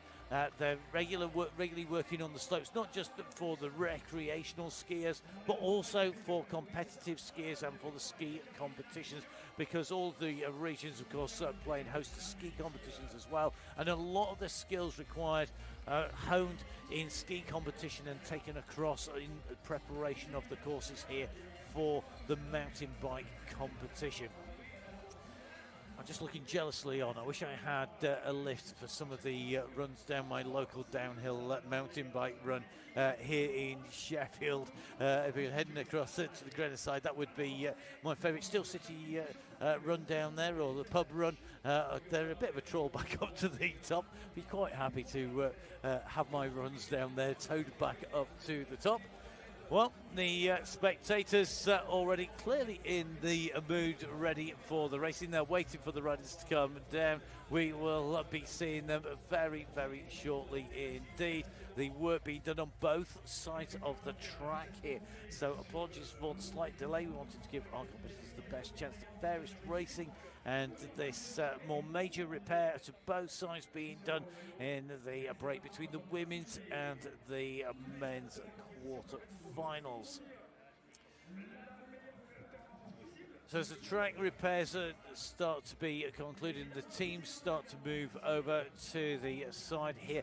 I'm taking a look through the run here. Some people came through. Jack Piercy, great run by him on the way through. We're just seeing him making his way down in the start area, just finding a coach. Wanted to keep the core temperature up at the moment. Gracia there in the blue, really experienced competitor. Interesting to see that he's still up at the top of the run here, despite being knocked out of the competition. He's involved in this. He just lives and breathes. I think he probably sleeps and dreams mountain biking one way or another. Well, quite possibly, but dreaming of victory at the moment is going to be Vincent Toupin from France. Took victory in the Super G earlier on today, and I can guarantee you he's going to want to do the double today with the dual slalom as well. He's going to be up against Julian Steiner in the first run. Well, it's heat one of the quarter-finals for the men. You can see the bikes being collected, the course repairs now clear, the competitors coming to the start line and ready for the men's quarter-finals. Well, the commissaire has been moved out of the way. An elbow to the ribs generally has that effect, I've found, whether you're racing people or you wanted the commissaires to move out of the way. Wouldn't recommend it to anybody. It's a great way to get yourself a DQ. Well, the riders lined up ready for the start of their race. Here you can see the camera underneath the visor there of Vincent Toupin. He'll be making his way down the lift, just being ready to take more of the riders back up to the top of the hill as well. The area super busy making this competition work, putting into place all that is required, not just the downhill sections but the uplifts as well. And it doesn't matter where you are out in the world, those uplifts are always very, very welcome. So let's give you a quick recap. Coming up next is the men's elite dual slalom quarterfinals. We have already seen the men's 16th finals that took us down from 32 riders to 16. We've then seen the 8th finals in the women's competition and the men's competition. That took us from 16 to 8 riders. We've seen the women's quarterfinals. Run number one. Has been run number one. 2 runs in the 16th quarter, sorry, in the 16th, 8th quarters, and in the finals as well. And just a note, in the finals we do have 2 finals. I know it sounds really complicated, but it's dead easy because we have a gold, silver, and bronze medal, and we will have 2 riders through to the final. We need 2 riders to race against each other for 3rd and 4th place. We do.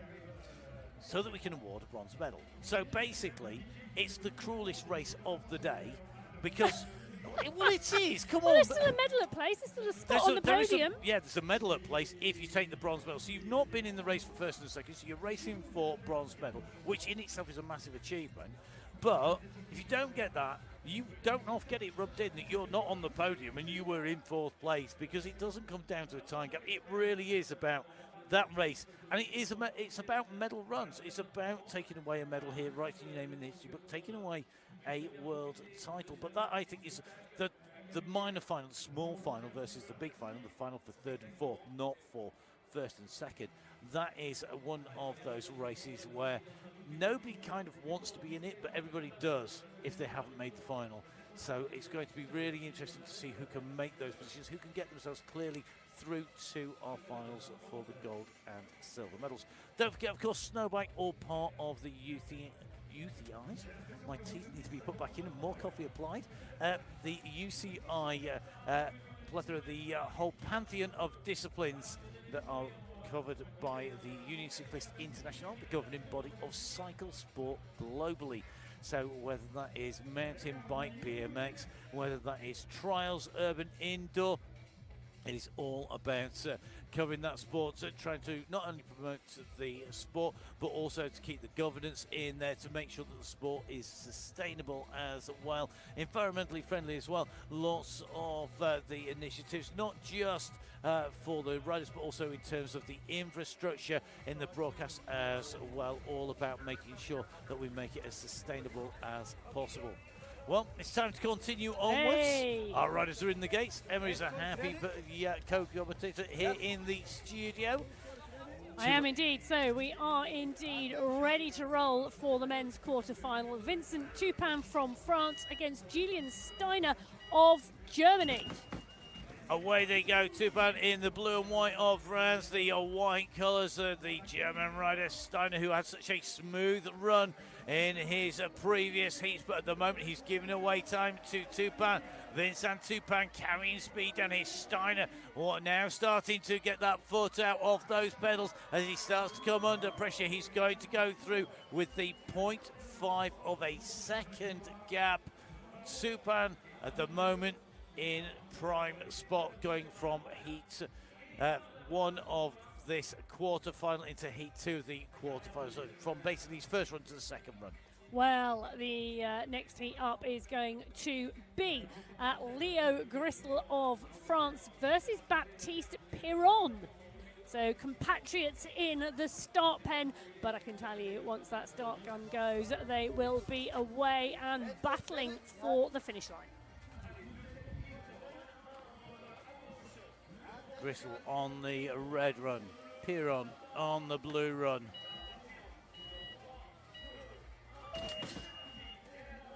Away they go, big kick-off from the line at the moment by Grissel, leading Piron on the way down. Grissel has looked the faster of the two riders. Piron with ground to make up. It's not over yet, but that gap is being held at the moment. Gap starts to come down a little bit. Piron just starting to close this down. It's going to go down to the line. They go over the line. It will be a half-second gap that is awarded to Grissel in an advantage of moving on from this run one to run two. So Leo Grissel taking the advantage from run number one. In the start pen, it's Jack Piercy from Great Britain versus Kevin Meyer of France. Piercy in the blue, riding the blue run. Meyer in the red start gate, riding the red run.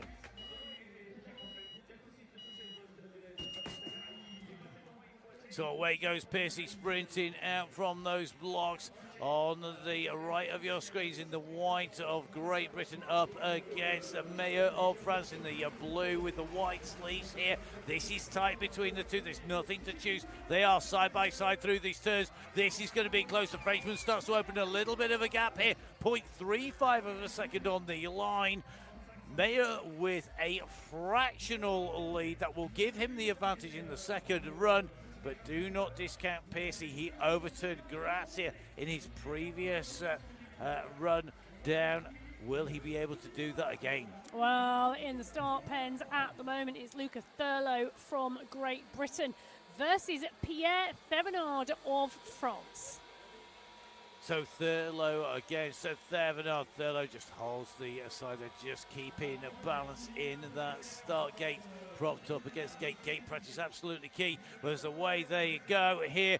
Thevenard against Thurlow. Thevenard losing a little bit of a ground here on the way down here. It looks like Thurlow has opened a slight gap, but he makes a mistake. He slides out. He was so in contention. They were neck and neck. That has handed this run to Pierre Thevenard. And it means that Luca Thurlow will have to overturn a half-second gap as they go down. Emma clarifying those rules earlier for us, that basically Thurlow needs to go down. Big high-speed slide out. Just the back wheel, he lost contact, it lost grip, it slid round. And you can see the momentum. He has gone a long way across those slopes. He didn't just go from it through his own gates, he went through half of Thevenard's gates as well. Well, you can see the results of the first run in the quarterfinals. Tupan taking it in Heat 1, Griesel in Heat 2, Meilleur in Heat 3, and Thevenard in Heat 4. Run number 2 coming up after the women. So women's second run, the next of our races down the slope. I'm anticipating some more TLC for the slope halfway down, oddly enough, particularly on the blue run there. So you can see your start list for the Women's Elite Dual Slalom quarterfinals run number 2. Yeah, you can indeed. And Bowerman, Such, Fail and Clavel all hold the advantage after run number 1. They'll be carrying that advantage into run number 2 with a quicker start gate. It will indeed. The start gate opened in 0.5 of a second, which when I went to school in old fractions was half a second. Well, you can see them back out on the course doing quick repairs.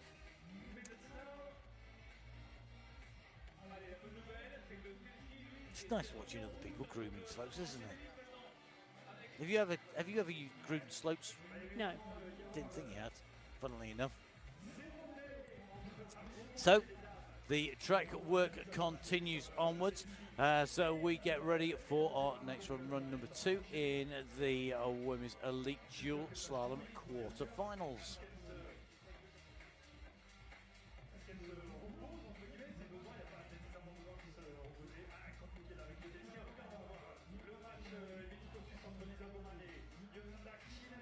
So the track crews finished their work here. The spectators still continue to wave at the cameras, trying to get on telly, Mum. As you can just see that work to keep the top of this run clear. The riders being ready to go up the run as well. I think some of our riders at the moment on the toe, in a familiar position to many of us who've been out skiing and have been stuck on the run, waiting for it to be reset on the way up. You've then got to get yourself back into balance and back into the right position, into momentum, heading up the slope. As you go back up, a bit different on a bike. Never tried it on a bike, but maybe I'll have to try that. You see the team that are keeping the slopes green by going down skiing after our riders, also on the same bottom left on the way up to the top. And a great shot back down to Châtel, down to the chalets, down to the bars, the restaurants and the hotels down in the valley bottom.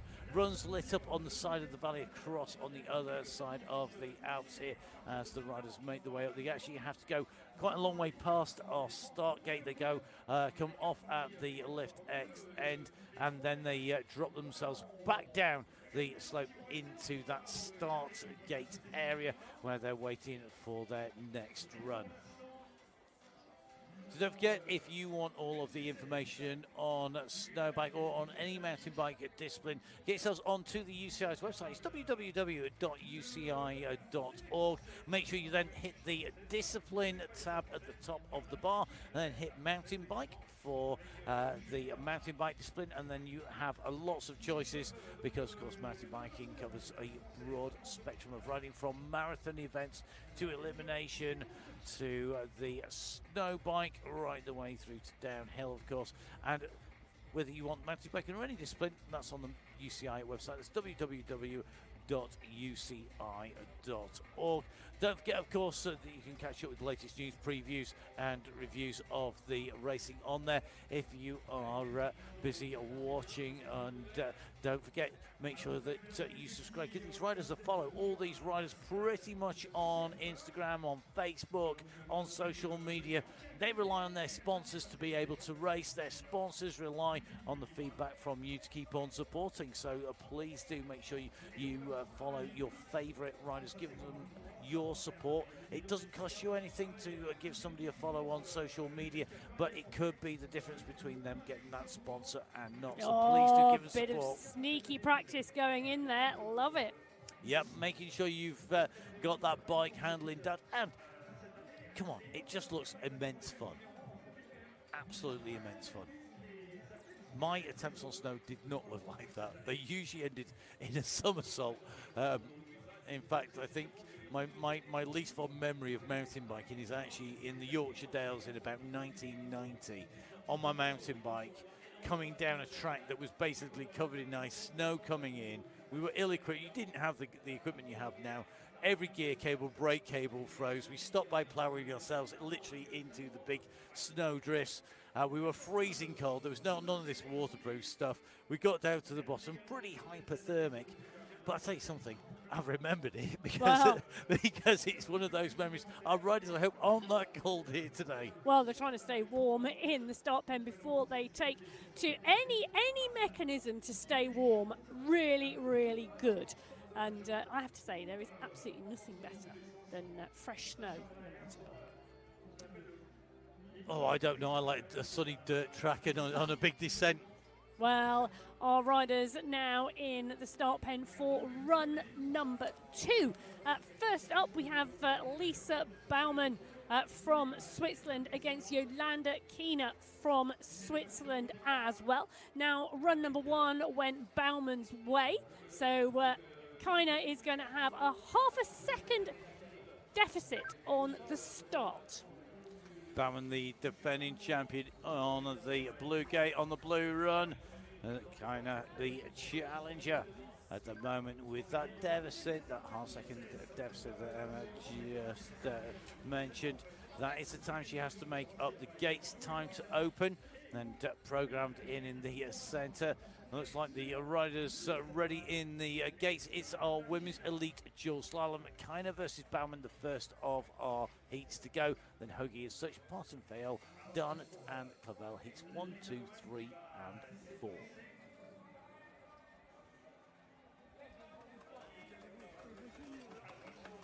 So these runs now setting up the semi-finals of the competition. Baumann taking through the time from run number 1 into run number 2.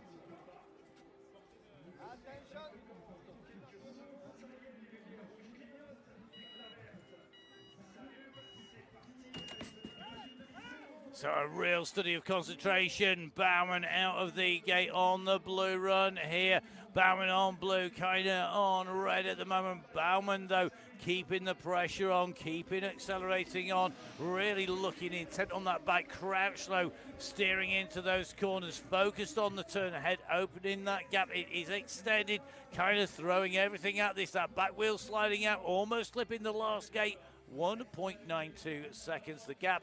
Baumann will go through, Kiener eliminated from the competition. So Lisa Baumann goes through from that heat to the semi-finals. Up next in the start pen, Abigail Hoagie from the USA versus Morgane Such from France. And, well, it is the French woman who takes the benefit of run number 1 into run number 2.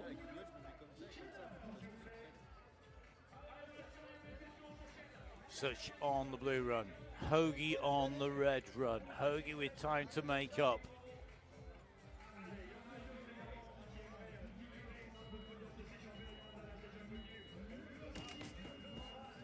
Away they go. Such versus Hoagie, the racer, the rider from the United States of America on the red run up against the French woman on the blue. And this is close between these two.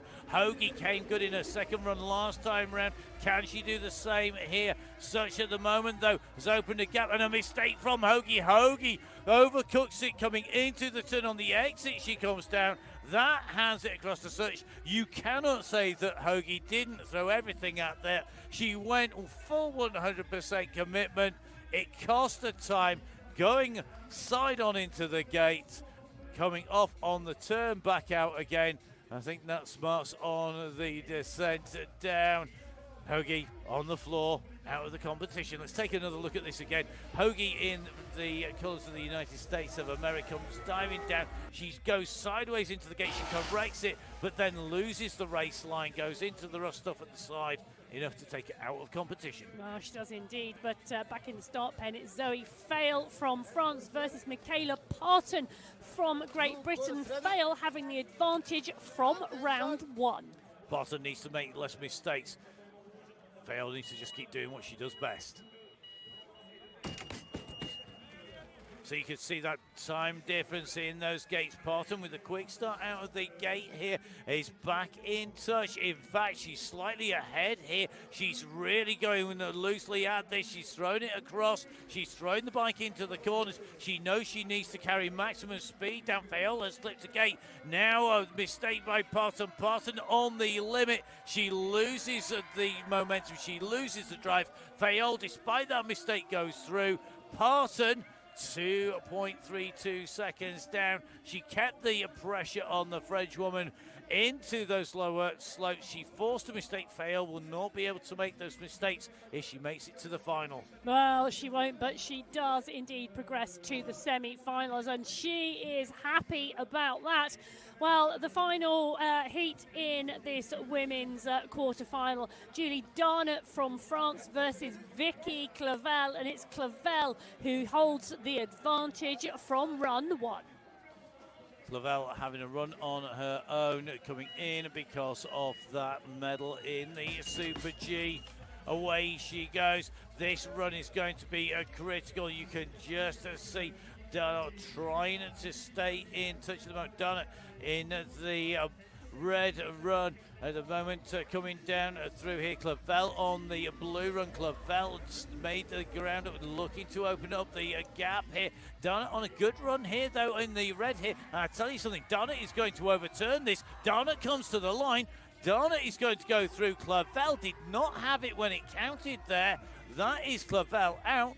Darnett goes through 0.09 of a second. Wow, that is a massive overturn today. So Vicky Clavel qualified in second place from the Super G this morning for the dual slalom competition. She goes out to Julie Darnett. Darnett on that 10 board finished in 10th place in the Super G, but having a fabulous race on the dual slalom today.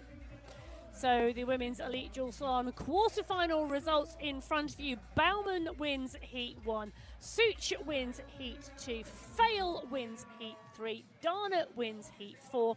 Those 4 riders will progress to the semi-finals. Oh, your top 4 in the women's dual slalom, but who will take which spot? So 4 riders, they have to ride themselves into either the race for gold and silver or the race for bronze and 4th place. That's still to come. We're across to the men's competition. We are indeed, and this is run 2 of the men's quarter-finals. Steiner versus Tupin, Piron versus Grisel, Piercy versus Mayer, Thurlow versus Stevenard. Those are the 4 races we are about to see. The decisions being made about who goes through to the men's semi-final. So the first heat in the second run is Vincent Tupin from France versus Julian Steiner from Germany. Tupin holding the advantage from round 1. Steiner in the white of Germany, Tupin in the blue with the white sleeves of France. The blue of France in the blue gate down the blue run. Can he make this count? He's looked super hot so far. Can't afford to make mistakes, so Steiner has been good, but not yet good enough to beat Tupin. Away they go. Very close coming out from that gate. Tupin with a slight lead at the moment. Steiner starting to push here. Steiner closing down. Tupin responds to this. Tupin now goes into those gates. It's fractions of a second, and now Steiner starts to make a move. He goes up on Tupin. Tupin has to respond. Steiner comes to the line. Tupin sprints to the finish. That goes to Tupin. 1/10, 400ths of a second, 0.14 of a second between the two of them. Tupin, my goodness me, throwing it over the line counted. Well, I tell you, the lead changed in that race 2, 3, 4 times, but it was indeed the Frenchman Vincent Tupin who took the win in that final run and will progress to the semi-finals. Back up in the start huts, well, it's Leo Grisel from France versus Baptiste Piron, and it was indeed Grisel who has the advantage from run 1.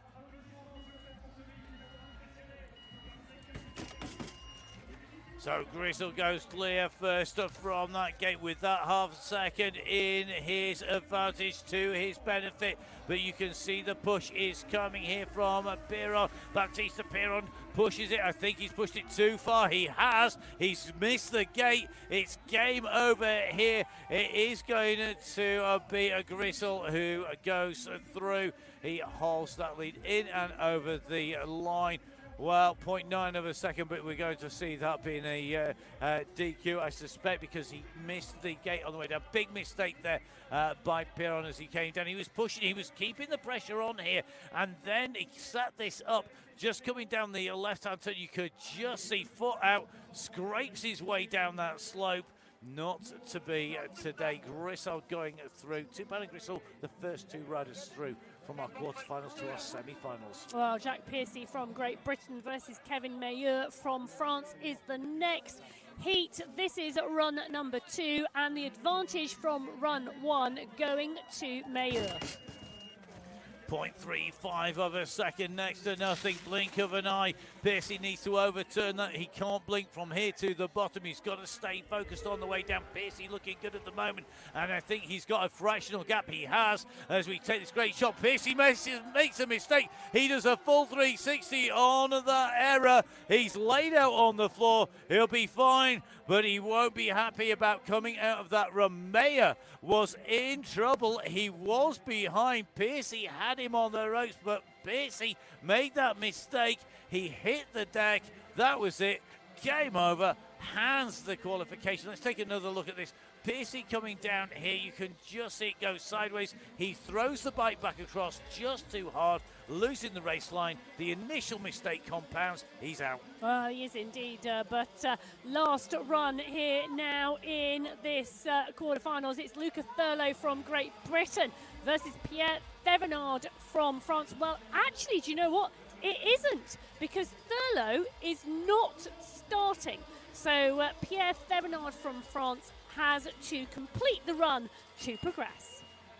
Well, Luca Thurlow was on a great run down there until he made the mistake. I think that means that he doesn't think he's going to overturn the half second. It could well be that he's really being wary. It may well be he's been injured. If we do get any news, we will let you know. Meanwhile, Pierre Thevenard goes down here. He makes his way down in over the line here.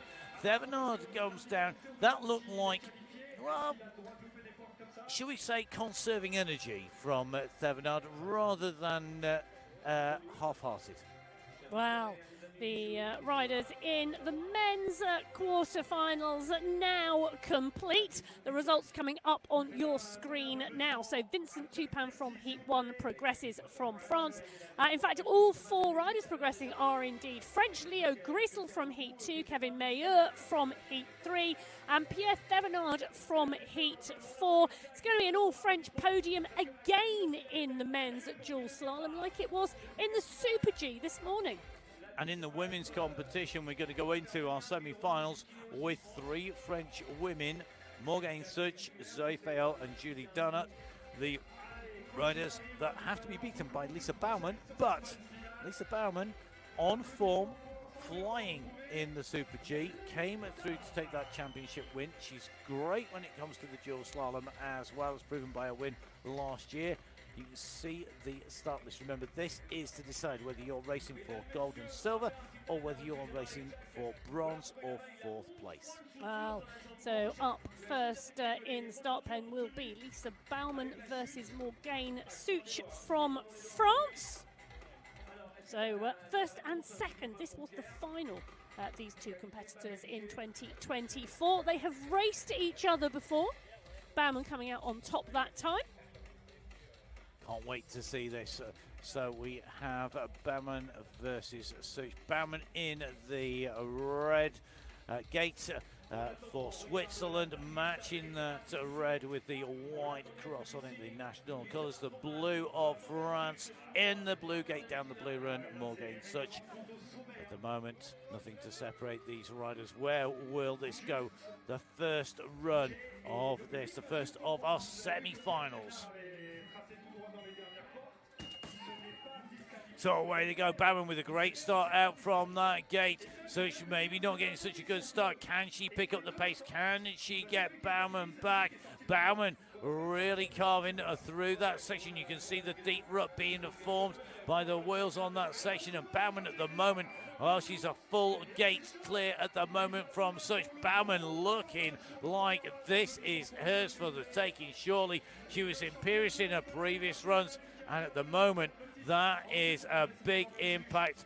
Baumann comes down, really sets the marker down. You want this, you're going to really have to pull something special out at the back to beat me. Well, she's indeed laying down that intention early. So Baumann taking the first run from Such in that heat. The next heat up in the women's semi-finals, where Zoe Fayolle from France versus Julie Darnett, her compatriot. So Darnett against Fayolle. Fayolle, the rider in the red gate with the red run, done in the blue.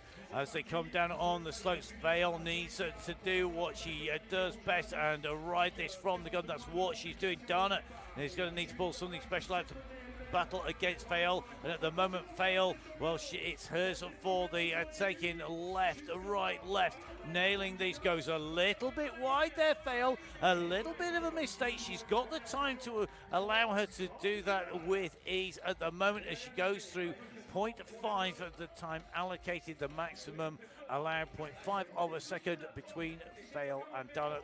The advantage that will be carried through into the second of those heats. Fayolle, though, well, she was looking good. A little bit of a mistake there, maybe a chink in her armour.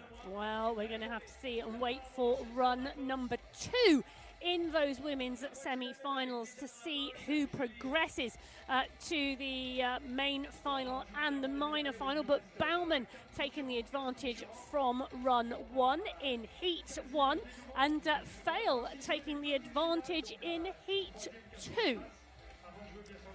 So two runs per heat on the way through. We've got our 2 semi-finals with their first run complete in the women's competition. The riders, well, they get less and less time to get to the top of the slope. They do. And this repeated effort really is going to take its toll on the riders. It might be a short race. It might be a super short sprint down the slope. But that explosive effort, time and time again, then that control, that strength to keep it in check on the way down, really, really critical. Well, the semi-finals for the men's run number 1 coming up next in this men's elite dual slalom here at the 2025 Snow Bike World Championships from Châtel in France. And first up in the start hut, well, it's going to be Vincent Tupin from France versus Leo Grissel from France as well. So Tupin finished first in the Super G this morning, taking that World Championship title. Grissel taking 5th place in that competition. Interesting to look at the focus on Leo Grissel's face. He manages a fist bump, but very much out of the corner of his eye as the teams just sort that blue run out. You can see it's much more broken and it's deteriorated. And this is why we have the 2 runs, because if there is a run that is quicker, it is eliminated out by switching from run to run. You can see the red run just holding up that bit better. It is a little bit closer to the main main part of the piste here. The blue run just a little bit further off to the side. May well be that there's just a little bit more compaction, a little bit closer that you get to the main section, less skiers using the very edges of a piste normally, and may well be that the accumulation of runs of those skiers over time have made that difference.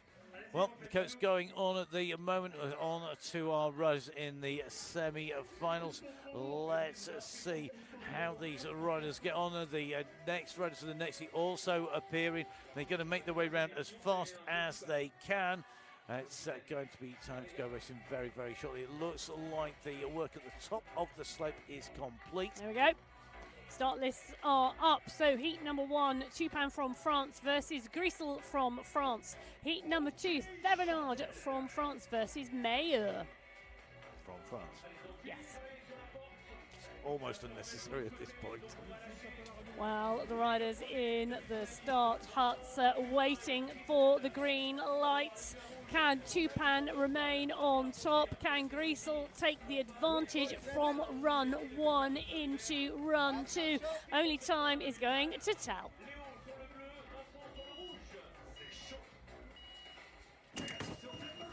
So away we go. This is the run. This is the big kick down here. Who can take this clear at the moment? Grissel. Oh, we're seeing leads being eliminated here. Big mistake on that blue run down by Leo Grissel. That has handed the run across to Châtel. Châtel clipping the gate going through. 0.1 of a second, 1/10 of a second separates them. Grissel with a mistake up at the top. Châtel with a mistake down at the bottom. Super close. You can see the pair of them. I'm absolutely loving the race. He's so close.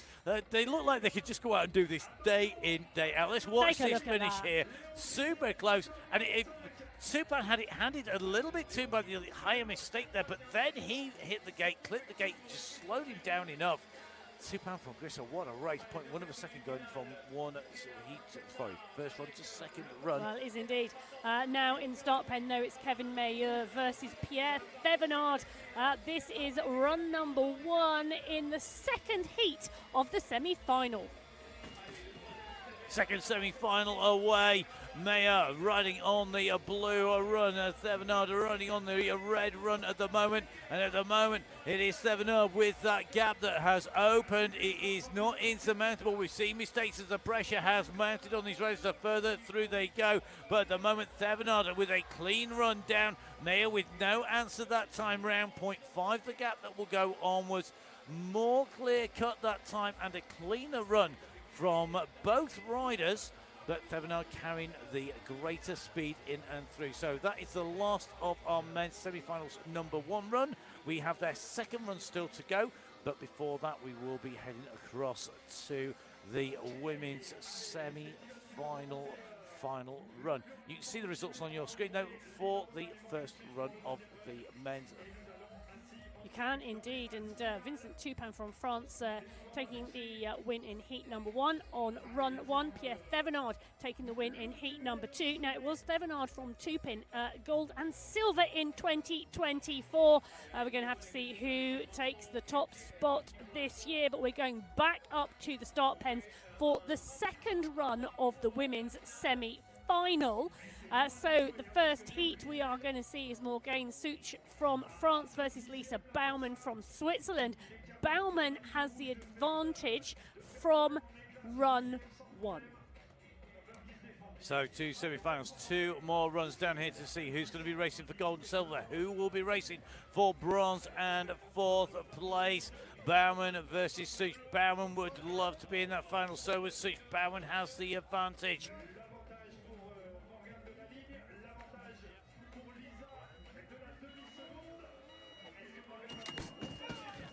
Baumann with the number 1 plate with the better start here. The rider who took victory in that Super G has opened the gap on Such from the gate here. She had 0.5 an advantage. Such starting to come back at her a little bit on this next section down. She's not making enough inroads, so she needs to open up the gap. Baumann is going to go through. 0.73 of a second will be the difference. Baumann will go through to the major final in the fight for gold and silver, and Such will be in the battle for bronze or 4th place. Oh, great run.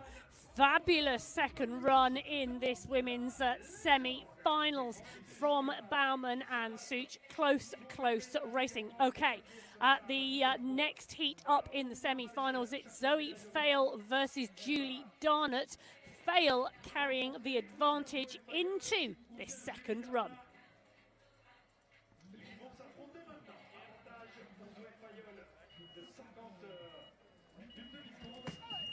So away goes Fail, away goes Darnett. Fail with the smoother run normally, but she did make mistakes on the lower sections previously. Has that affected her mindset here? She's on this blue run. It's slightly more cut up on the upper section, but you can see she's making short work of it at the moment. She's got the gap. This is Fail's to lose. She's going to go over the line. She's going to be in that fight for the gold, silver medal. It's going to be Such versus Fail for that. Baumann versus Fail for that fight for the gold and silver.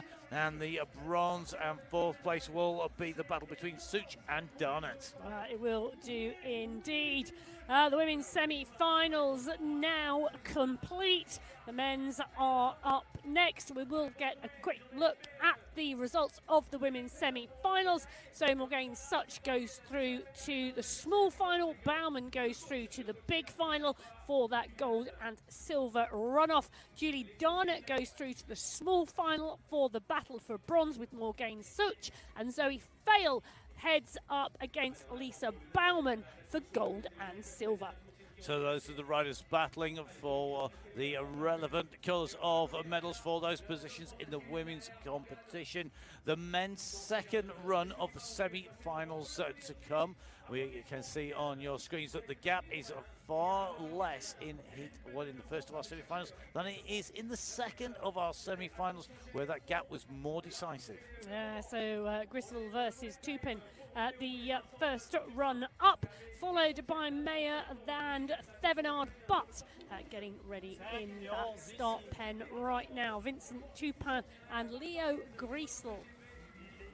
The advantage from that first run going to Tupin, but the advantage absolutely fractional at 0.1 of a second. So Tupin from France in the blue gate on the blue run, Grisel from France in the red gate on the red run. 0.1 the difference, nothing to separate these two. It came down to that final few gates. Where will this go? Who's going to be fighting it out for a world title? Who'll be in the run for bronze? Away we go, big kickoff from the red gate by Leo Grisel. Grisel goes in through gate 1 ahead, through gate 2 ahead. And at the moment, Tupin making all sorts of mistakes here. This is handed it across to Grisel, but now Tupin comes back up to speed. He's making up ground again. Grisel has the advantage. He's going to take this. Grisel goes through. He is going to go into the run for the gold and silver medal. He'll be in that major final. Tupin will be battling for a bronze medal. Tupin not in the main final. Well, Dual Slalom, nothing goes to plan. And Tupin just being edged out there by Grisel. Mistakes across the board in that run, and Tupin paying for those early mistakes. Leo Grisel, however, moving forward into that major final for that gold and silver runoff. Back in the start pen, however, Kevin Meyer is ready and raring to race. Pierre Thevenard is there as well. Thevenard, the rider with the advantage from run 1. Thevenard in the blue gate, Meyer in the red. Both riders from France. 0.5, the gap that was awarded, it was bigger than that in terms of actual time through, so this should be Thevenard's. But we've seen upsets, we've seen riders go out, we see a fresh 2 riders in the race off for gold and silver. So away they go. Thevenard with the gap, the opening gap, and thanks to that time taken on run 1, he's got the advantage at the moment, but we're seeing Meyer come up on him here. Meyer is pressurizing, trying to stay in contention, but as we go into these lower slopes, mistakes all over the place, and look at this, Meyer goes down and hits the line. Thevenard goes through. It's Thevenard who's going to take that. I tell you something, Thevenard was under pressure. Meyer was pressurizing him, but Then the big mistake came by Meyer. That took him out, and Thevenard goes down and in. Really interesting to see. You could just see the pressure was on, and Meyer just keeps it. He manages to stay in the saddle, keeps it upright just about, but that was his challenge over. He will be fighting for third and fourth place. Here are your results. So Heat 1, Leo Grissel goes through to the major final. Vincent Tupan will sit in the small final, running off for that bronze medal. Kevin Mayer goes through to the small final from the second heat. Pierre Thevenard will face Leo Grissel in the battle for gold. So the men's semi-finals done. We're going to move across to our women's competition here in the dual slalom.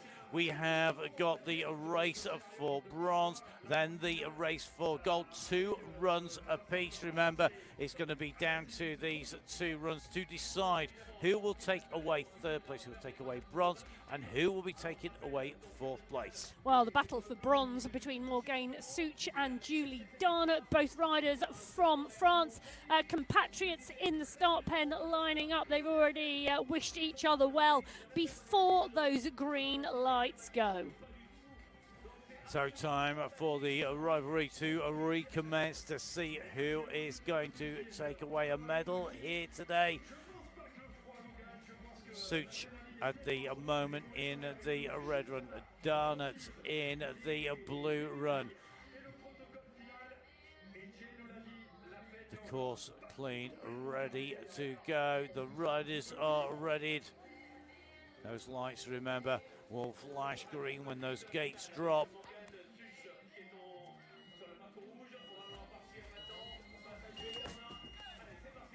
So that push out from the gate, it is a Such versus a Darnot. Such in the red gate onto the red run at the moment, leading this out. Darnot losing a little bit of time here. They're separated by a gate. It's midsection. Darnot just with a little bit of an error there coming through. Regains the pedals. It has the advantage across to Such. Darnot knows she's going to give away half a second going into her final race run of the day. One more race run for these riders. The rider with the advantage, Such, it will be 0.5 of a second over Darnot in that race for bronze. It will indeed, and Morgane Such and Julie Darnot, fist bumps at the end, but it is indeed Such that takes the advantage into run number 2. Fighting for gold and silver. Lisa Baumann from Switzerland, Zoe Fail from France. They are up next. So can Lisa Baumann make it 2 gold medals in one day? The Super G medal went her way this morning. They had a break in the afternoon. This is the first run of our major final.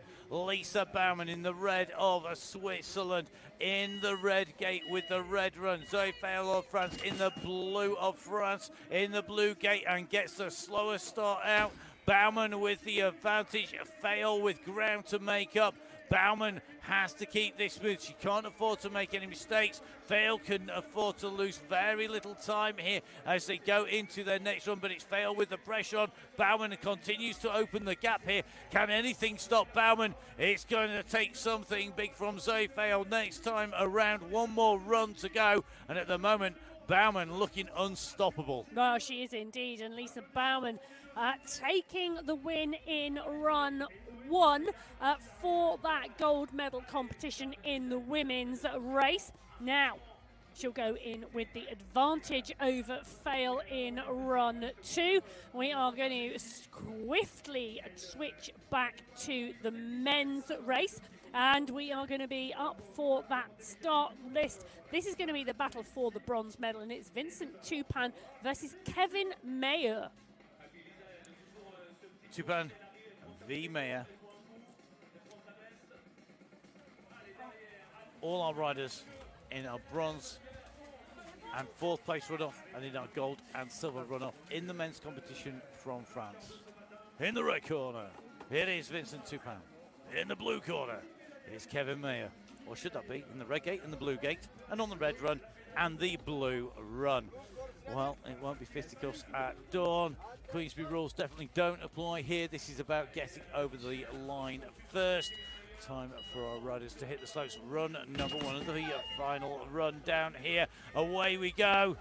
So this, the run off for the bronze medal. The first run down.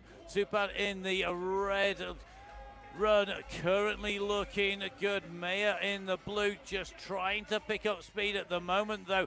Châtel has the advantage here. He was looking good in his runs. It was a surprise to see him knocked out in that battle in the semi-finals, but it's gone at Châtel's way. Half a second, the advantage at the end of that run. It is indeed, and the battle for bronze hotting up. Châtel's going to take the advantage into run number 2. In the battle for gold, we're going to see Leo Grissel versus Pierre Thevenard. They are up in the start pens. Yep, a bit further up the hill than our two riders down at the bottom. Let's take another look. You can see the time gap that had opened up in between the two. There's not enough time to go down for a quick après ski, or in this case après mountain bike, but definitely enough time maybe to neck an espresso between the two as we go to the top of the hill. Thevenard in the red gate with the red run. Grissel in the blue gate with the blue run. Those gates are reversed as we move from run 1 into run number 2.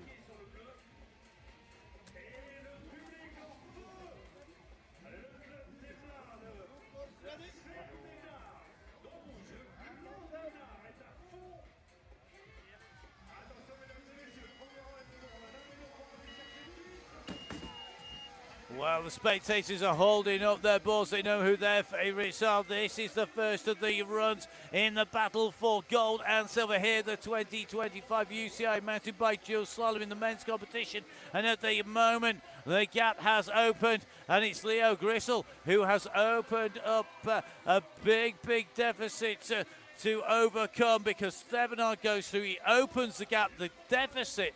The gap had opened. Grissel walked right into that one because the gap was smashed wide open. Great run by Thevenard on his way down there. Thevenard taking away the maximum time advantage, while the fan club down on the right, he gives them a wave as he goes past. Plenty of high fives. One more run to go in the men's competition in the race for bronze, and one more run for silver and gold. And before that, it is our women's dual slalom runoff for the bronze and fourth, and the gold and silver, the second run to come.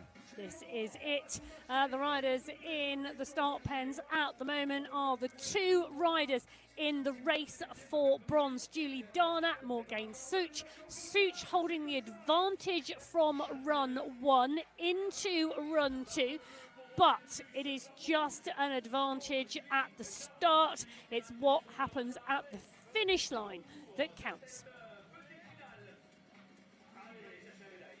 So the commissaire team just making sure those riders are lined up and ready. Baumann, I think, just making her way up here, ready for the runner off for gold and silver. She lines up behind the riders in the run up for bronze. So one more run for these two riders. This will decide the destination of the bronze medal here at the 2025 UCI Snowbike World Championships from Châtel in France.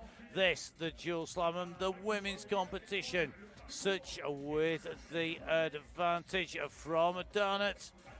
Both riders from France. Such going to be coming down that blue run. She gets the advantage out of the gate. Darnat with work to do, with ground to make up at the moment. Such has that advantage still. Darnat coming back at her. Such makes a mistake. Mistake by Such. This has handed it over to Darnat. Darnat has to make the most of that. You can see the Mughal defender sliding its way down the slope. Such has recovered from that, and Such at the moment has picked herself back up metaphorically and almost quite literally from the mistake. What a run down there. So Such comes through. She takes the win from Darnat. That mistake cost her the Mughal. She's going to exchange that for a bronze medal. Who cares about your fenders when you've got yourself a medal? Well, the battle for gold about to be underway because Lisa Baumann is in the start pen. She holds the advantage from run one over Zoe Fail. Whilst the bronze medal is celebrated at the bottom of the slopes, the gold and silver yet to be decided at the top. So confirmation coming through the winner of the race for bronze, Morgane Such of France. She will be taking away the bronze medal. Julie Darnot into 4th position in the competition.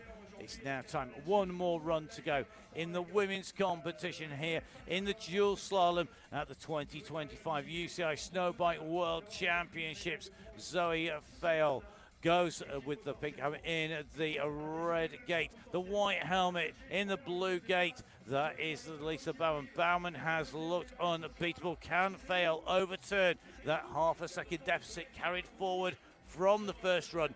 This is it. Will it be silver for Baumann? Will it be gold? Will it be silver or gold for Fail? This is the run to decide it.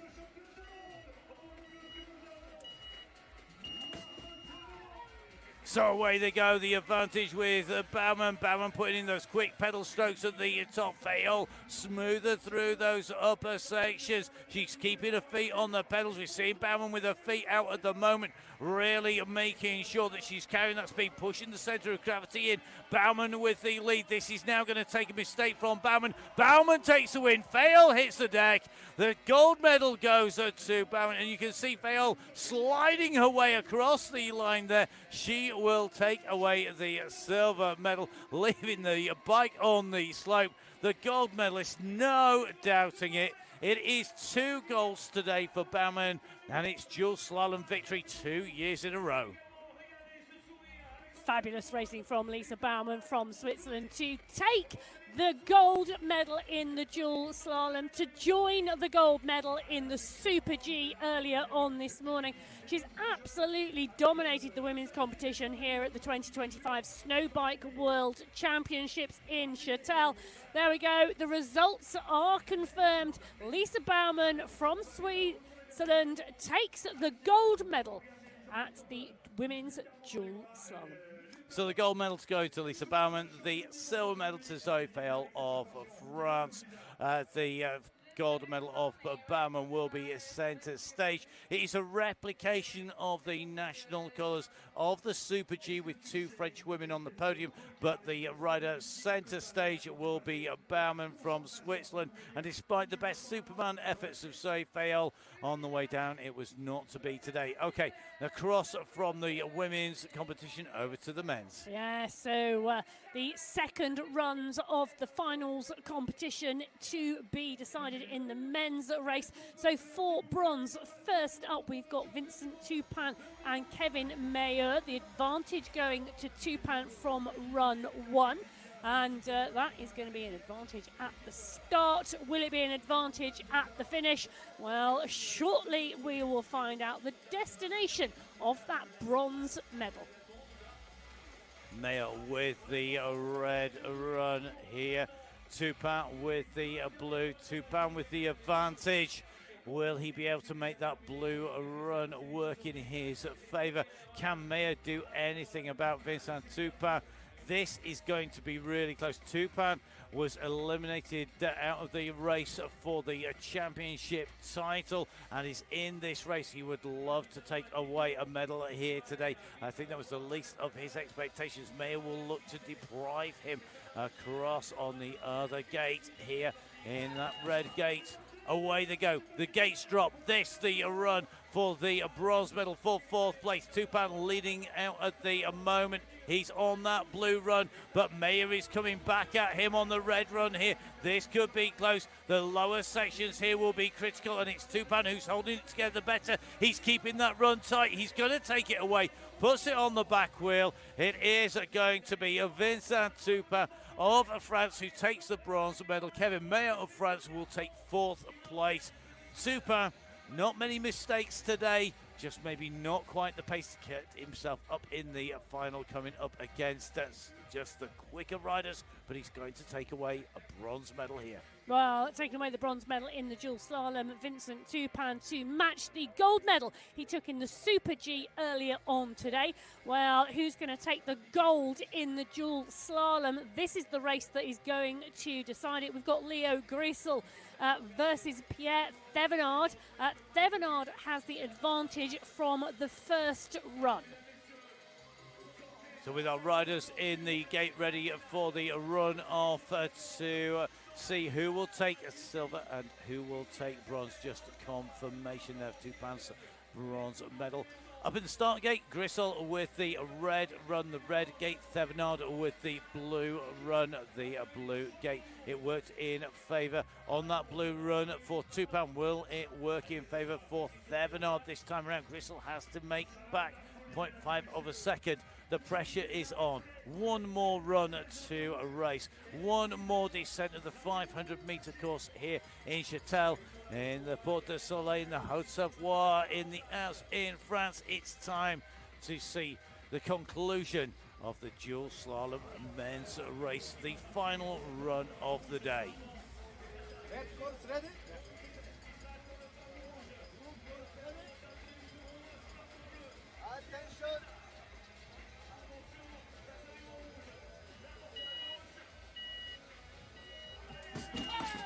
Grissel sprints out of the gate here on the red run. The blue run is with Thevenard. Thevenard with the lead. Grissel trying to keep him close, trying to get back in touch, trying to take advantage. This is tight at the moment. They're clipping the gates on the way down there side by side. Grissel putting in a move. Grissel goes sideways through. It could well be that Grissel takes this by 0.12 of a second, wiping out the gate in the process. The majority of him went inside the gate, I think. Grissel, he thinks he's got this. It's going to be a check from the commissaires. He overturned a half-second deficit. He gets the applause of Pierre Thevenard. What a result. Brilliant ride by Leo Grissel. He is the victor here today. Half of the gate is locked up in the bike.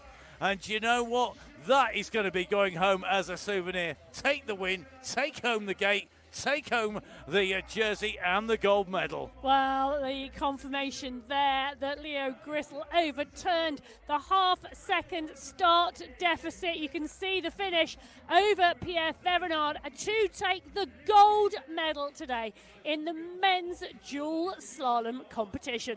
Well, he's not going to get anywhere with the flag from the gate wrapped and entwined in his disc. He doesn't need to. He can celebrate in style today. I'm sure there'll be plenty of people willing to give him a back of a saddle on the way back down. Leo Grissel, the world champion here today in the dual slalom.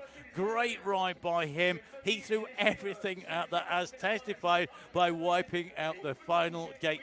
Thevenard had the advantage. It was half a second. Grissel came back at him. He overtook him on the way down. Thevenard then pushed again, but my goodness me, what a ride. Leo Grissel takes away the gold medal. It'll be a silver medal for Pierre Thevenard. It is a bronze medal here today for Vincent Tupan. Fourth place going to Kevin Mayer. What a set of finals. And I'll tell you something. They need to be kept as a memento. He's going to make his way up there. Personally, I think he should have left the rest of the gate in there. I please do hope he takes that back and mounts it in the frame along with the rainbow jersey, with the World Champs jersey, and of course the flag as well. What's left of the gate? No. Yeah, get it done. Well, the new gold medalist in the men's dual slalom. Looking like there's an interview. J'ai tout donné. Je savais que le côté bleu était un peu plus lent. Du coup, j'étais quand même confiant, même si j'ai pris 0,5 à l'aller, je savais que c'était possible de remonter. Donc je suis parti tout le temps entre les dents et puis ça m'a fait, c'est cool. Qu'est-ce qui a fait la différence à la fin? On va dire que j'étais à 110%, la dernière porte c'était chaud. Et ouais non, j'étais à la limite partout et puis ça l'a fait quoi. C'est cool. Eh oui, c'est marrant de dire ça, j'y crois pas trop, mais c'est cool, c'est génial. Félicitations. Merci. Bravo. Well, the new world champion there, clearly happy to take away his win here after overturning the half a second, 0.5 of a second deficit in that run. Emma, I mean, what a run by him down there to come back from being 0.5 down and keeping his cool. I mean, he literally was on the limit. No, you just have to believe anything is possible. You know, and the race isn't over until you are across the line. And Gristle just showed resilience, determination, and commitment to take that title, and it paid off. It certainly did. It paid off in space. Fantastic finals in our men's and women's finals. We will have our medal ceremony still to come, where our riders are presented with their bronze, silver and gold medals. We also, of course, will see that presentation of the iconic World Champions jersey that's awarded across the UCI disciplines. The same jersey that was presented to our Super G winners. A new winner in the men's competition, a familiar face in the women's competition at the top of the standings, as our riders, their teams, their crews, their spectators and fans. Once the medal ceremony is complete, we'll be heading down, I think probably directly behind the finish, down into the central building down there to celebrate the riders' win. A fantastic venue for the snow bike. Do make sure, if you're going out skiing, that you get yourselves down there as well, because that is going to be what keeps us running and keeps us coming back to Châtel. Don't forget, it's hashtag Châtel 2025. You can catch up with the full results on the UCI website. That is at www.uci.org. Don't forget, of course, to use the various handles on social media, whether that's Facebook, Instagram or on X. And don't forget, of course, give the riders and the teams a follow as well. Your support really critical. The sponsors, as you can see in the background there, without them the racing just isn't possible. And a massive thank you to all of the volunteers, all of the race officials who give up their time to make the racing happen. I've said it before at World Championships in various disciplines, but it is so true that volunteers are the lifeblood of cycle sport worldwide. They make racing happen. They keep it ticking. They are quite literally, without them, the sport would not exist. So a massive thank you. Whether you help out at your local race or at a World Championship race, get involved. You don't have to be a rider, a racer. You can be involved behind the scenes as well. Ex-racers, new riders, new parents, friends, associates, just people who are interested in the racing. That volunteering is absolutely key. So do make sure you get yourself down there, whether your local race is a downhill World Cup or whether it is a local BMX race or it's down at the local kids club. All of that helping to bring us the great champions. Now you can just see a replay of this finish here coming in. You can see how close they were, overcooking it there. I mean, a massive slide as he came in and across from Gristle. He'd overcooked it. He must have wondered whether he was going to go inside the gate or outside the gate there. Such reactions to be able to write that as he did and still keep his cool as he went in. Well, and the difference between the men's run for gold and the women's run for gold, Lisa Baumann has been absolutely dominant all day. Yeah, she has really shown why she is such a champion. And coming into this, we've only had one World Championship before last year, which was over 2 days. There is that change of racing from 2 days to one, compressing the schedule and having a race in the morning and a race in the afternoon. But you know something, she's responded, she's had no problems at all. And if anything, I think it's suited her because she really has come back, and she's come back and excelled. And really, she looked to me like, this is the day, this is going to be mine. And you're going to really have to fight this from me. Yeah. No real issues at all on the way down. A dominant performance. Well, last year in 2024, she took third place in the women's Super G, and she took the gold medal, first place in the women's dual slalom. Today, she takes the win in the dual slalom and defends her title, alongside taking the gold medal and the world title in the Super G this morning. So coming next will be that Women Elites Dual Slalom victory ceremony. We will see the riders out for the podium very shortly. Following that, it will be the Men's Elite Dual Slalom. We will, of course, see our men up close and personal and our women up close and personal with the jerseys as well. They have media duties as well as the traditional signing of the jerseys to do as well.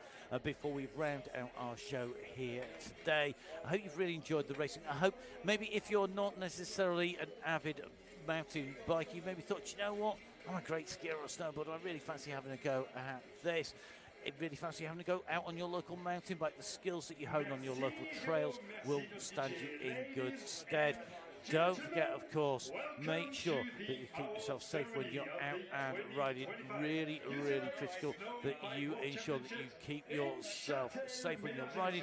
And if you do have a tumble, don't forget, get yourself checked out. Our riders here today in a very safe environment with a lot of run out on these slopes. We've seen those slips and slides. No problems at all. But it's time for us to head down to the podium for the UCI 2025 Snowbike World Championships, the Women's Elite Dual Slalom medal ceremony.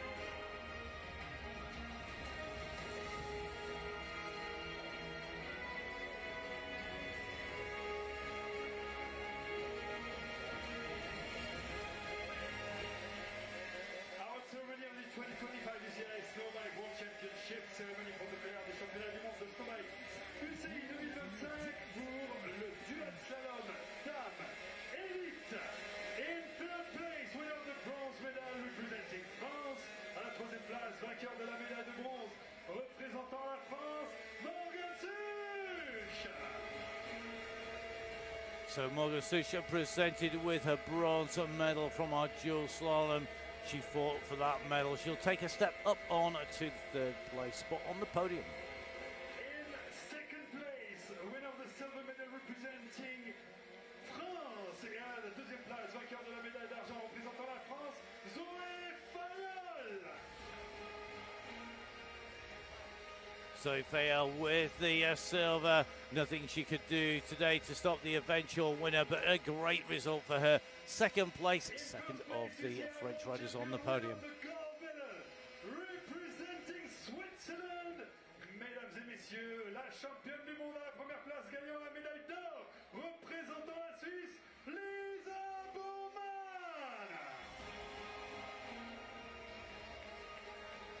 So the second of the World Champions jerseys presented, the second jersey to be presented to Lisa Bowman, the rider who takes victory in the Elite Women's Dual Slalom here at the Snowbike World Championships. She has that to take home along with her second gold medal of the championships. Unstoppable today, imperious, winning her way through to victory. What a champion. Your UCI World Champion for 2025 in the Dual Slalom here at the Snowbike World Championships. It is Lisa Bowman of Switzerland.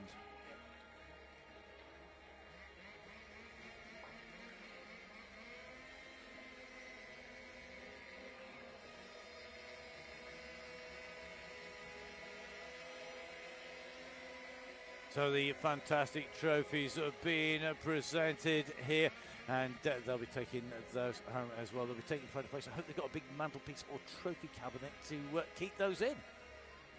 So a third place, going through there, Morgan Such. Second place, silver medal going to Zoe Fayol. The race winner, the world champion from Switzerland, Lisa Bowman. What a winning weekend for her.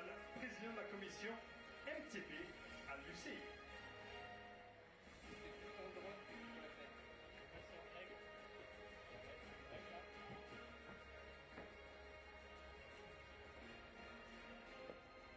Ladies and gentlemen, in honor of our UCI World Champion, we present the national anthem of Switzerland. Mesdames et messieurs, en l'honneur de notre nouvelle championne du monde UCI, nous vous présentons l'hymne national de la Suisse.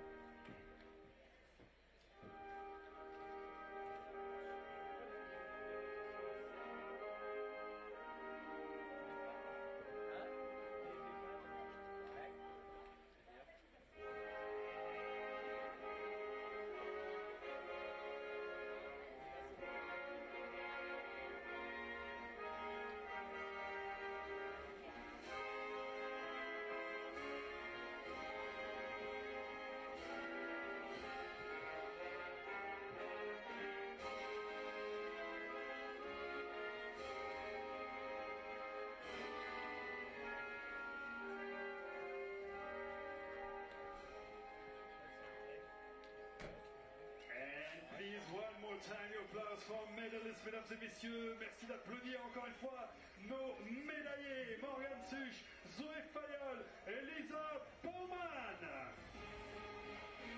So as the Swiss flag waves in the background, our top three riders here today clutching their bronze, silver and gold medals will be making their way backstage ready for the commencement of their media duties. The silver medalist there, Zoe Fayol, will be leading bronze medalist Morgan Such, and of course world champion Lisa Bowman across from the podium into that backstage area. And their duties including, of course, the signing of the champions' jerseys. The women's competition has been a real battle, but Bowman has been at the top. She's interrupted really what has been a very strong French team.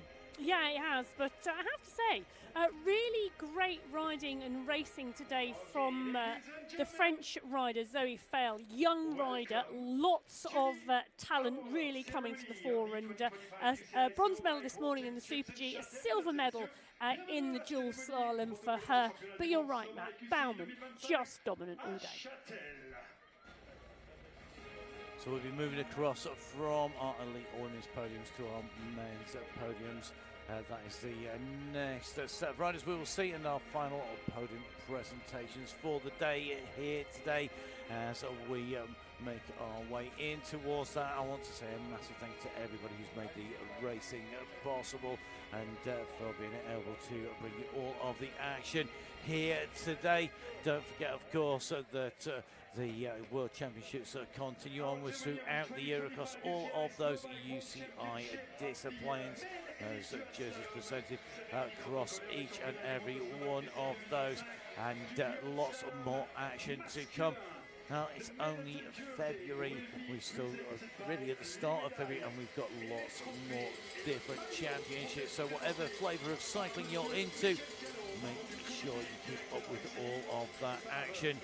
Our final ceremony going to be heading to you from Châtel here in the Haute-Savoie. The Dual Slalom playing host to the World Championship Snowbike. Once again here as the men make their way to the stage for the men's elite dual slalom medal ceremony. Third place, winner of the bronze medal, representing France à la 3e place. Vainqueur de la médaille de bronze, représentant la France, Vincent Dupin. Well, Dupin, maybe not to be his year on the top of the standings. A bronze medal in a third place here today, taking that in that to run up in the small final. Representing France, à la 2e place, vainqueur de la médaille d'argent, représentant la France, Pierre Thévenard. So Pierre Thévenard, a silver medal in the race this time around. A man with a big smile, a big fan base here in Châtel. Winner of the gold medal, representing France à la 1e place, champion du monde UCI, vainqueur de la médaille d'or, représentant la France, Léo Grisel. Well, if you're going to win a world championship, why not do it in style? He threw everything at that rundown. He came into the final run with the deficit of half a second. He overturned that and went over the line ahead of Pierre Thévenard. He might have been sideways, he might have wiped out the gate en route, but you know what? What will live in history, what will be in the history books, Léo Grisel, the UCI World Champion for 2025. Par Monsieur le maire de Châtel, vice-président du département, Monsieur Nicolas Rubin.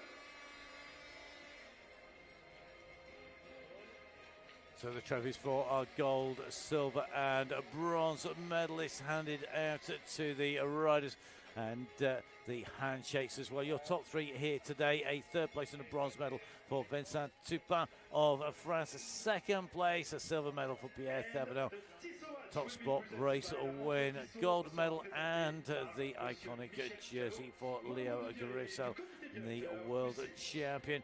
The prize for our world champion as well presented. This from our timing sponsors, TISO, who present him with a very nice timepiece as well. I've had the joy of looking at that from a distance. It's a real work of art, something to be treasured.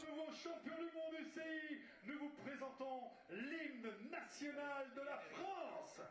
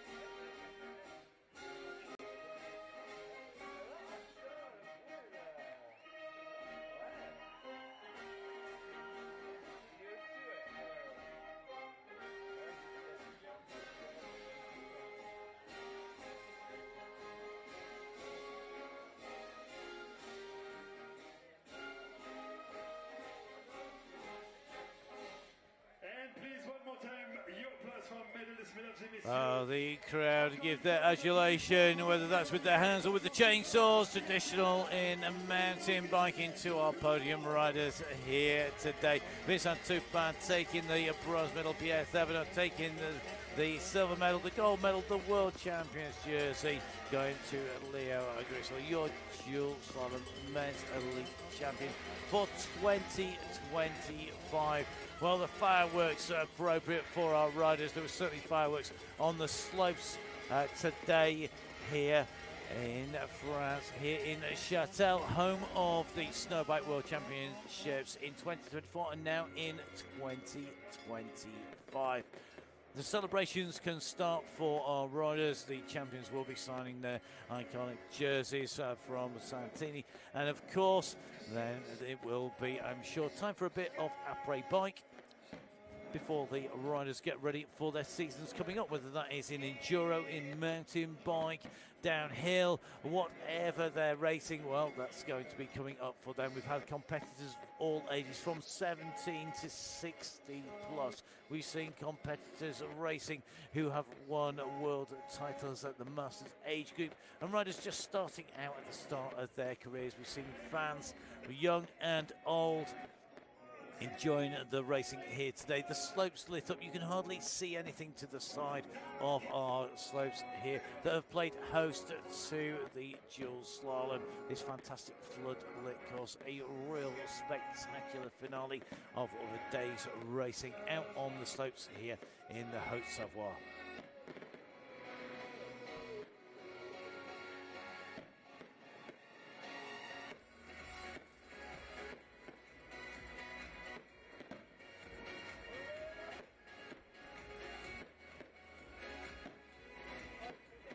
Great work by the teams from Châtel here, already cleaning down those slopes, making sure that it's ready for tomorrow's skiing and for the riding. A massive thank you to all of the team here at the host venue for our World Championships. It's a big project putting on a World Championships. We've been lucky enough to be party to seeing just how hard the teams work behind the scenes. Fantastic to see the action unfolding. I'm sure the team will be congratulating themselves with a job well done. Indeed, and the party looks like it's going to go on all night.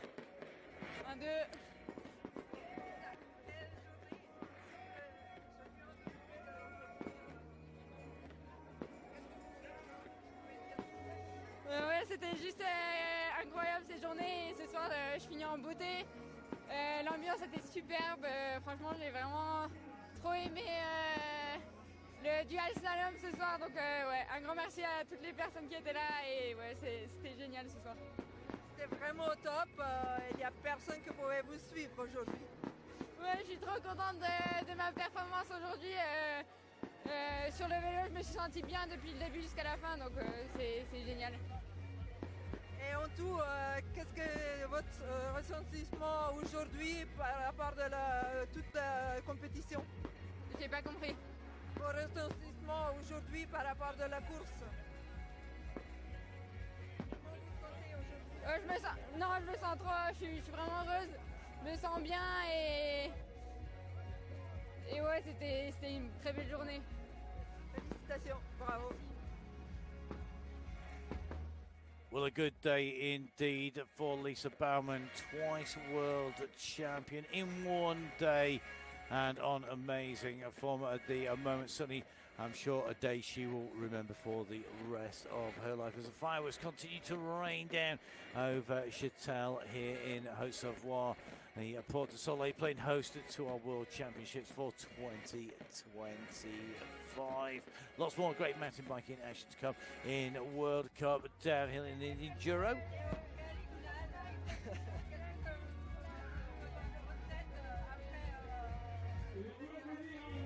J'y crois pas pour l'instant, c'est incroyable. J'ai tout donné sur le dernier run, je suis parti avec du retard, je savais que c'était possible de revenir. J'ai fait une erreur sur la première manche, j'ai un peu tapé dans la grille et c'est pour ça qu'il m'a mis beaucoup d'avance sur la première manche. Mais je savais que c'était possible de revenir, donc j'ai tout donné, le couteau entre les dents et ça l'a fait, donc c'est génial. Au moment de franchir la ligne d'arrivée, qu'est-ce que vous avez pensé à ce moment-là? Vous avez gagné, j'ai pas gagné, oui? Sur le coup, ouais, j'ai explosé de joie, j'étais super content. J'ai vu que l'écart était faible, donc ça s'est joué à rien. J'ai poussé jusqu'à la fin, jusqu'à la dernière porte, c'était super limite, je suis venu taper dedans, mais ça l'a fait. Donc non, je suis juste super content, j'y crois pas encore à 100%, mais voilà, c'est génial. Et nouveau champion du monde en Dual Slalom. Ouais, ça sonne bien, ça sonne bien, non, c'est génial. Félicitations, bravo. Merci. Well, that's one proud and happy man. He's enjoyed his day here in Châtel for the World Championships. I hope you have enjoyed the race. We certainly have enjoyed putting words to the action here. Emma and myself about to head out of the commentary box. We'll see you for some more racing again soon.